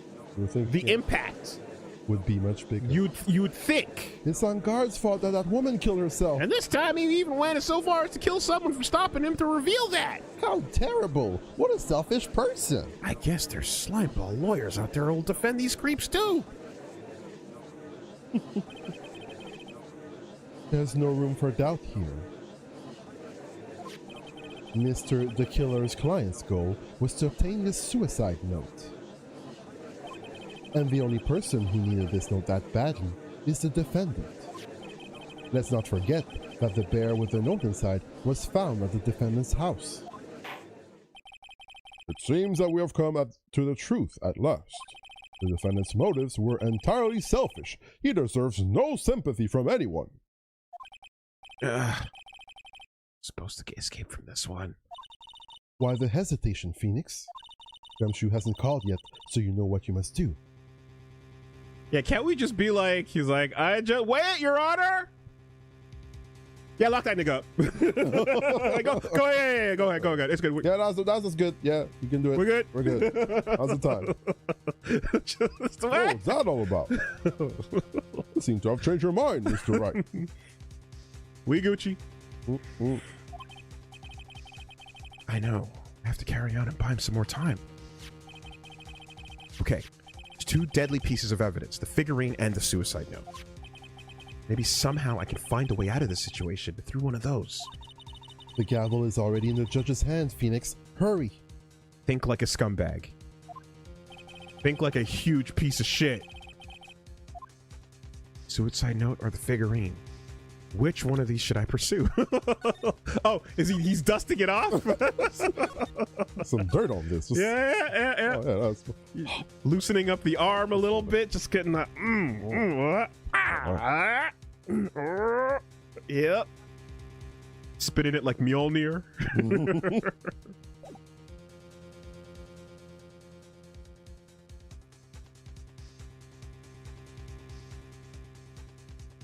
The note. Objection. Please wait, Your Honor. I'm not finished being a humongous piece of shit. You know what? You know what, Miles? I guess I am a lawyer. Oh. Omoshiroi, Naruhodo-kun. Oh man, look at that lawyer. He's still going at it? It's like he doesn't care. He's trying to get a killer off the hook. I think Your Honor believes that Matt on guard killed in order to obtain this note. Yes, that is correct. But that seems a little strange. Huh? In fact, I think there's a contradiction here. This note was hidden by Mr. Corrida until the night of the murder. If that's the case, I say Matt on guard could not have known what was written on this note. Oh. Hey, I didn't think of it that way. Oh. Exactly. But I did think of it that way, and I thought it was rather strange. No one in their right mind would kill for a note without first knowing what it said. Edgeworth? Calm the fuck down. Order. Order. You make a valid point, Mr. Wright. Mr. Edgeworth, what is your opinion? Yo, the fucking scum install on Phoenix's hands right now. Pretty solid. That shit's taking over, Yeah. man. To Oh. the neck now. Ah. The curse. It was just a flash, but I think I did rather well on this one. Unfortunately, I think he believes differently. I believe a show of appreciation is in order. Huh? The defense seems to be in love with wishing more despair upon itself. I would like to direct the court's attention to this. What is that? It is a very small video camera, Your Honor. This type of camera is commonly used as a means of spying. Spying? He's pulling out the court record in place of us. What the? That spy camera was in my possession. Yeah. What the fuck? Matt Ungard and the victim both thought of the other as their biggest rival. The game should have paused, pulled out the record, and had Edgeworth pull that shit out of yours. Of course, we've been sharing it the whole time, Nick. Did you think that was only the defense's?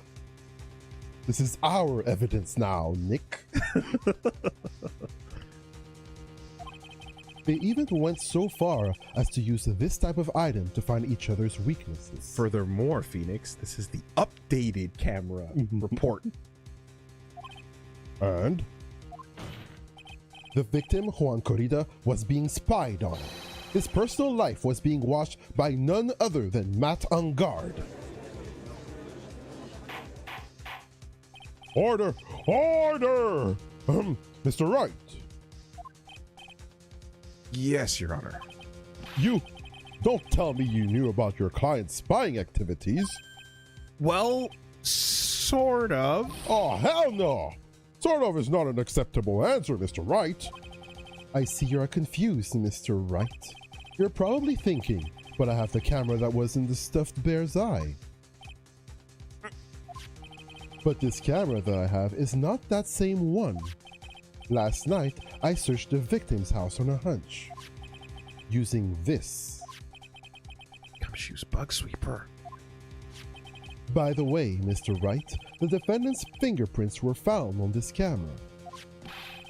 Matt and Guard's fingerprints are on there. That's fucking bullshit, crazy asshole level. What? You held that back? Man, he had info. We were on the same team. We're fighting for justice. We know the stakes, and we know what's happening underneath the layer of the court, and you still held some shit back, Edgeworth. Well, Phoenix, it looks like those cameras were hidden all over the place, huh? What am I supposed to say to that evidence? I think this is the end. Man. Fuck, dude. It's like, yeah, you're gonna save her, right? Right? Okay, well, Well, you want me to hold back? Yo. It's fairly obvious that Mr. Angard learned of the suicide note through this. He was watching the victim all along. Got me good this time. I don't have anything to counter that. Hey, now, what's that lawyer thinking? Mommy, is that man the bad killer guy? Shush! Stop! Don't look at him! The way he's sweating is just so, ew, so nasty. Phoenix, Yeah, Chief? have you figured out what you're going to do next yet? What I'm gonna do next? Does running away like a frightened child work? I know it seems like Mr. Edgeworth is very close to putting the lid on this case. But, in his eagerness to prove his point, he forgot one very important thing. Well, what is it, Mia? There is a piece of evidence that he should really investigate. I'm thinking he should investigate. I would really hate to see the good prosecutor get scolded for not remembering to look into the item when he had the chance. Oh, what's this all about?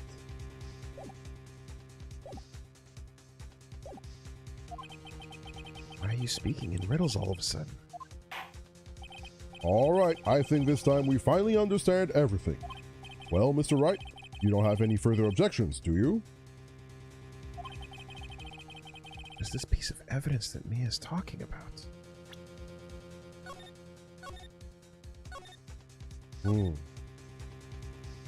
We will have to discover next time. God damn it! I know. I know. Oh! I'm I on the edge of know. my seat! It's crazy. It's crazy.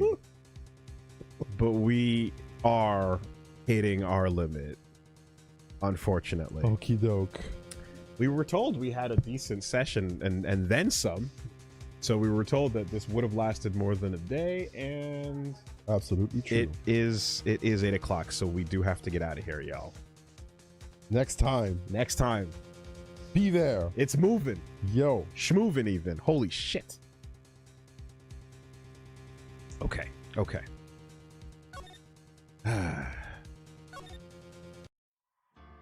Yeah.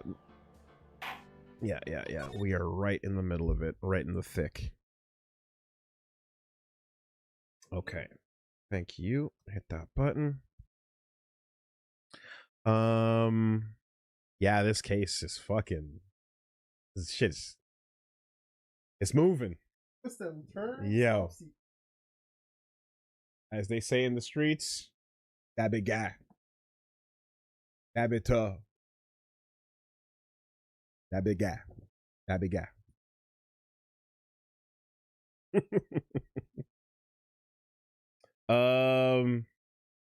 We are going to check the messages. How's it going, y'all? Demoli, told you this case was great. It's really good. It's really good. It's good. It's good. Although I didn't like the multiple returns to Big Top that have been referenced ever since. That's not cool. Don't appreciate that. Sonic Boomers over on YouTube. How you doing? Have you seen The Hood JJK by Rab? So petty. It's good. You heard Big Raga the Op Stoppa because he made it. Rab is deep in the culture. I have not. Super Bro, how you doing? Props to Shoot Takumi. Bro farts out a script like Big Top only to lock in for the final turnabout. Yeah, again, there's more to that story that we don't know. I'm sure there's other things going on. It's better than actual JJK. That's hilarious. Okay.